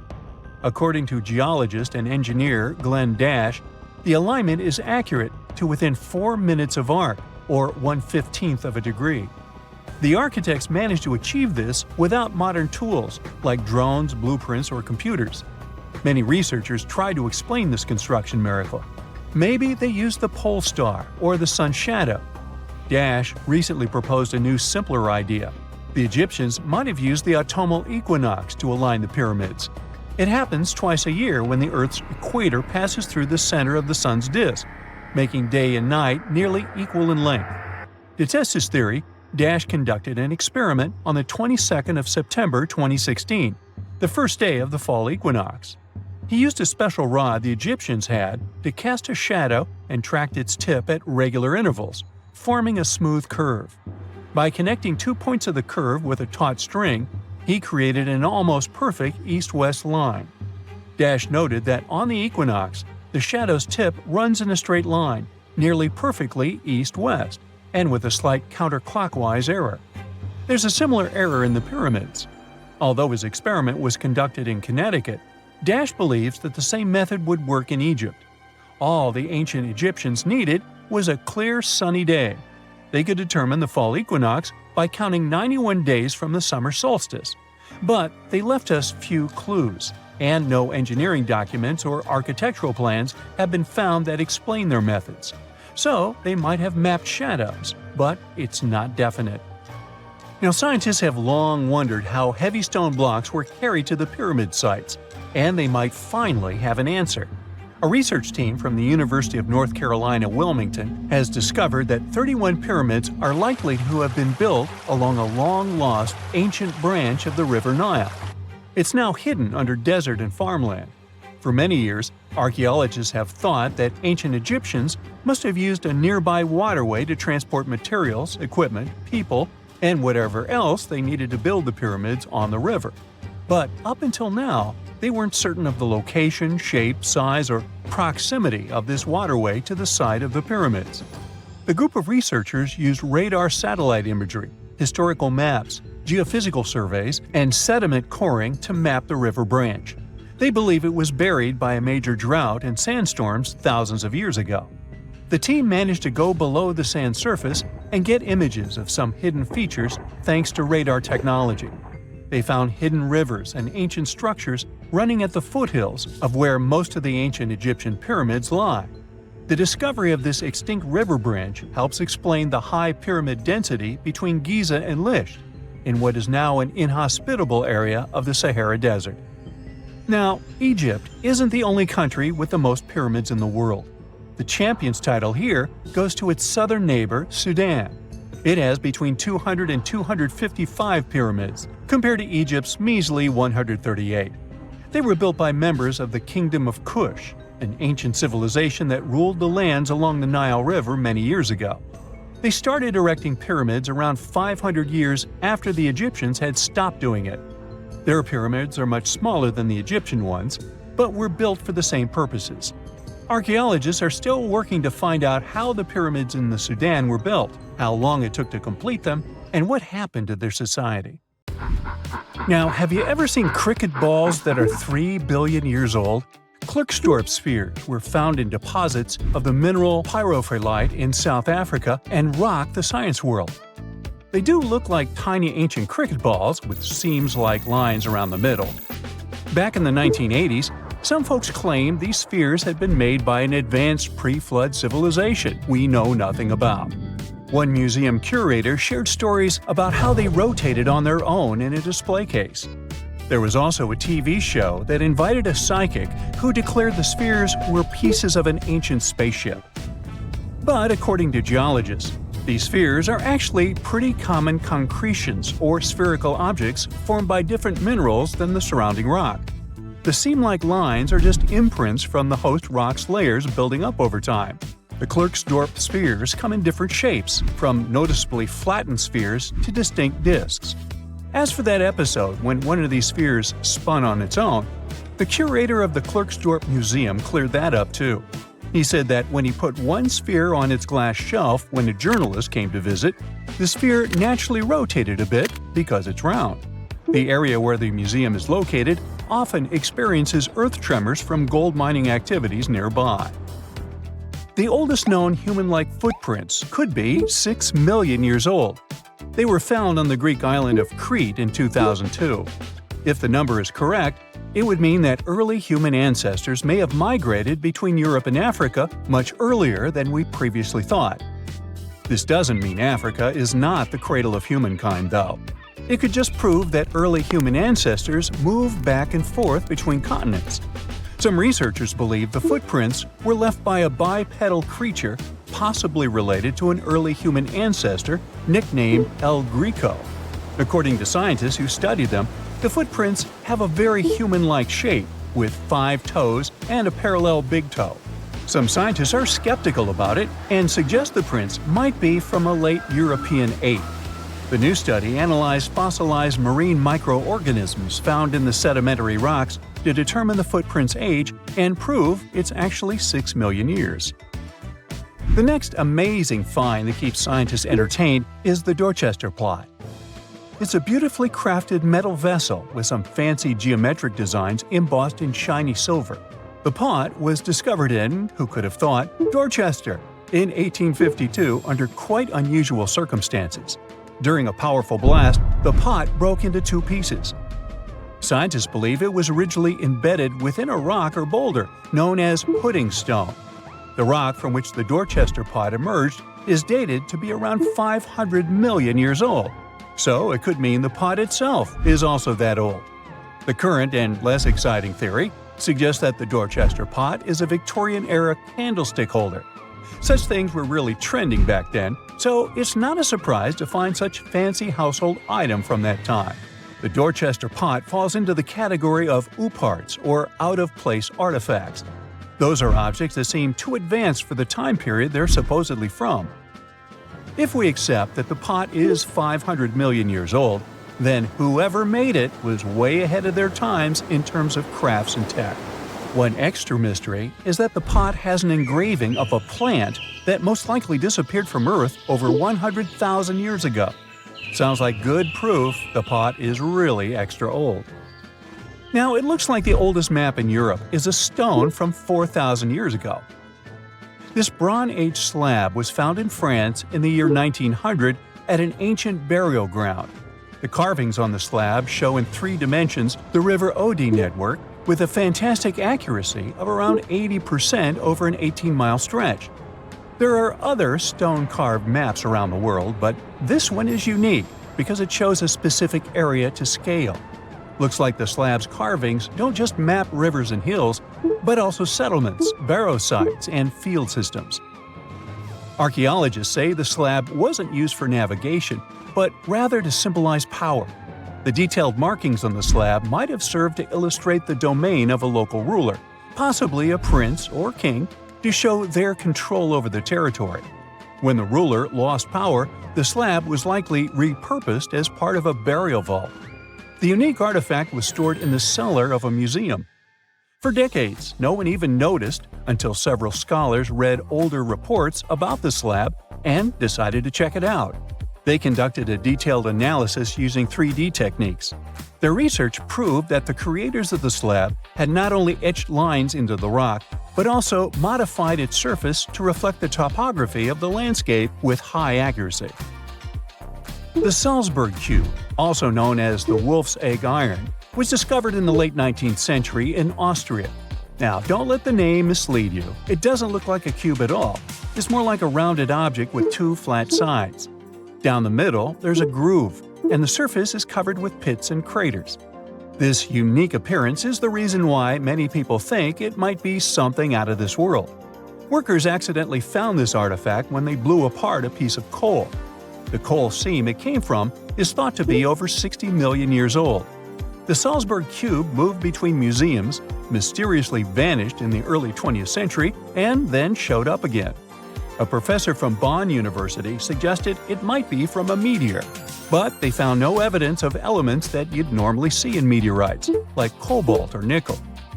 Then researchers thought it must be a human-made object, possibly a Victorian-era candlestick holder. No one knows the true story of the cube or its current location. Yep, it disappeared again. Have you heard about the Meister print? It's a fossilized sandal print discovered in 1968, and it has sparked a lot of intrigue. There's a trilobite inside the print, which supposedly went extinct around 500 million years before humans even existed. But many historians think this age is an exaggeration. When Meister found the fossil, it was authenticated. But the scientist who did it didn't confirm it was a human sandal print. He only agreed there was a trilobite there. When another scientist visited the site, he found a 6-inch impression he believed was from a child's moccasin. But the footwear seemed to be new. So, could it be evidence of time travel? Proof that humans existed millions of years earlier than we thought? Or a sign that someone else visited early Earth? Or is it just a rock formation that looks like a sandal print? We still don't have the answers. Back in June 1936, a couple was walking along Red Creek in London, Texas. London, Texas? Yeah, when they stumbled upon something unusual. It was a piece of wood sticking out of what seemed to be an ancient rock formation.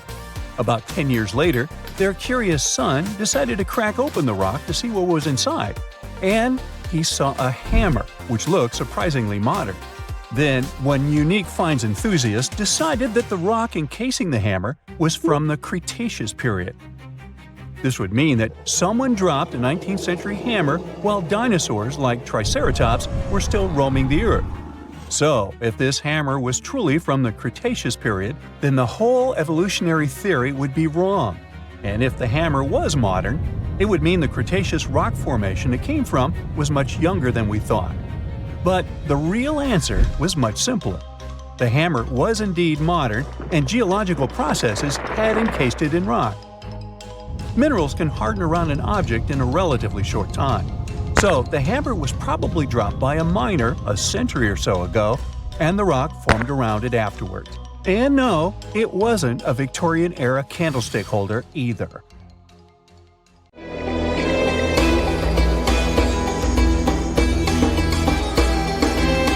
The Great Pyramid was created as the final resting place of ancient Egyptian monarch Khufu. According to legend, French leader Napoleon entered the Great Pyramid and came back out looking shaken and super pale. He never revealed what he saw inside, but whatever it was is said to have affected him for the rest of his life.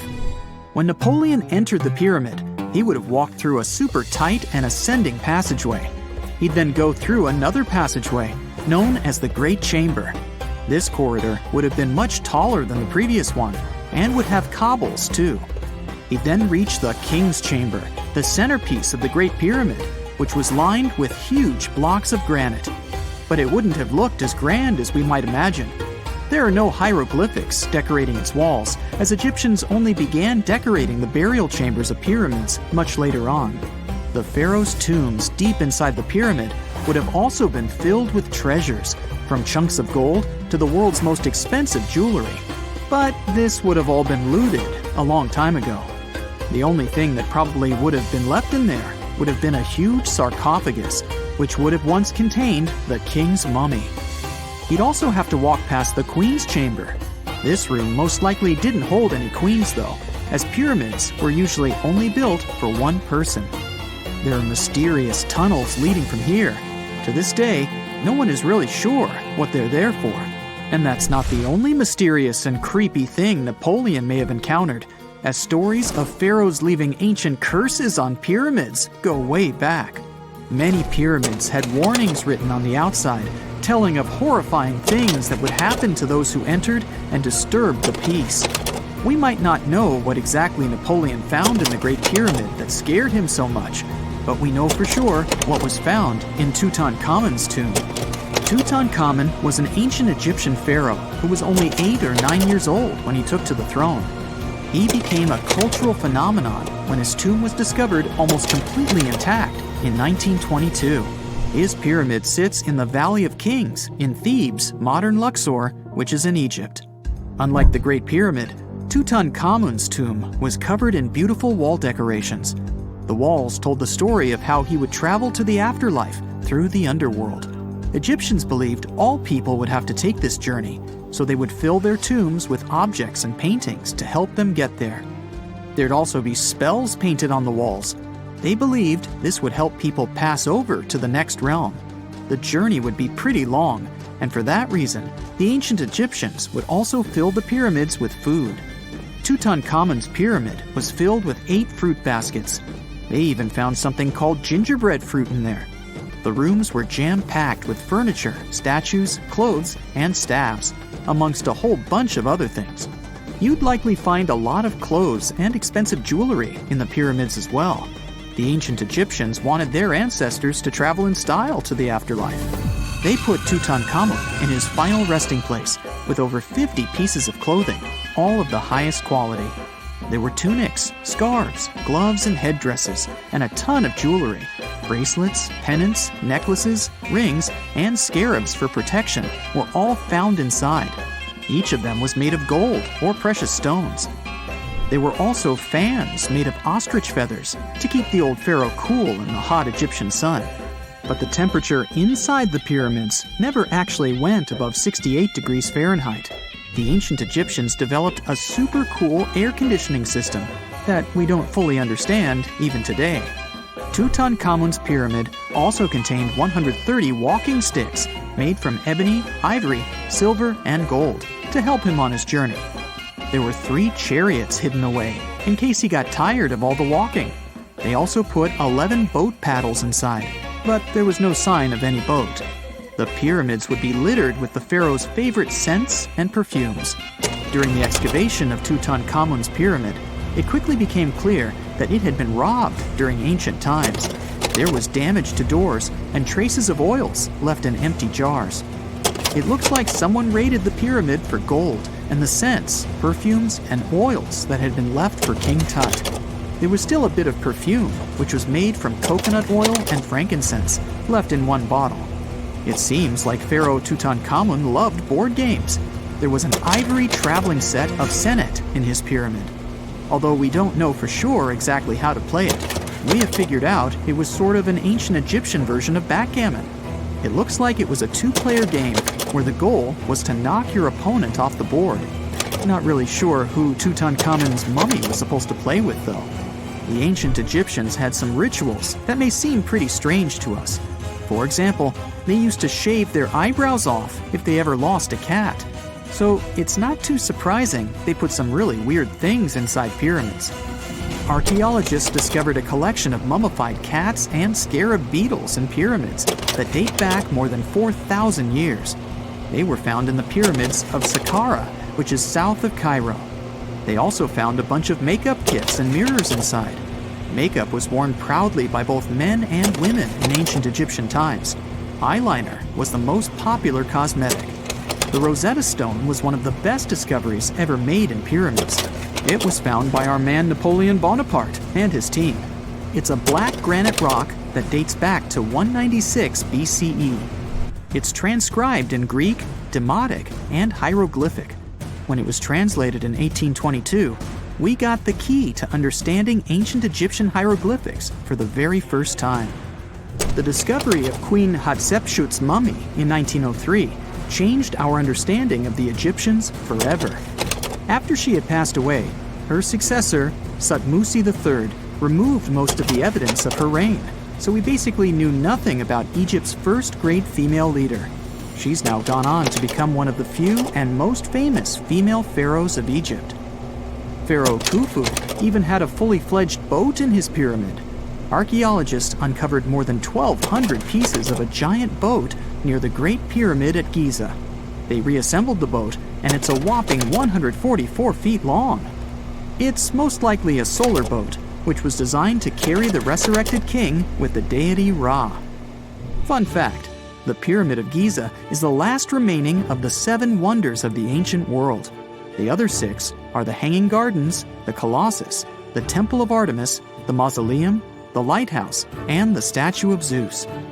This pyramid was also the world's tallest man-made structure for 3,800 years, and it's the biggest pyramid in Egypt. It took a staggering 2.3 million blocks of limestone, and some weighed as much as 80 tons. It took an incredible 100,000 laborers and a whopping 23 years to build. Its original height was a mega 480 feet. In 2017, archaeologists discovered something weird about Egypt's Great Pyramid. There's a hidden void that's at least 100 feet long, and no one really knows why it's there or what's actually inside it. The weird void is the first inner structure discovered within the 4,500-year-old pyramid since the 1800s. Scientists used cosmic rays to detect the massive hole, but are still no closer today to finding out what's inside. The ancient Egyptians took a lot of care building the pyramids, and everything was strategically placed and structurally sound, so it's super unlikely that this hole is due to blocks falling over time. Loads of pyramids also contain small model figurines called ushabti. These represented attendants. They believed they would come to life to serve the pharaohs in the afterlife. But it's amazing that all this stuff actually fit inside. There isn't actually a huge amount of space inside the structures. It's mostly just rock.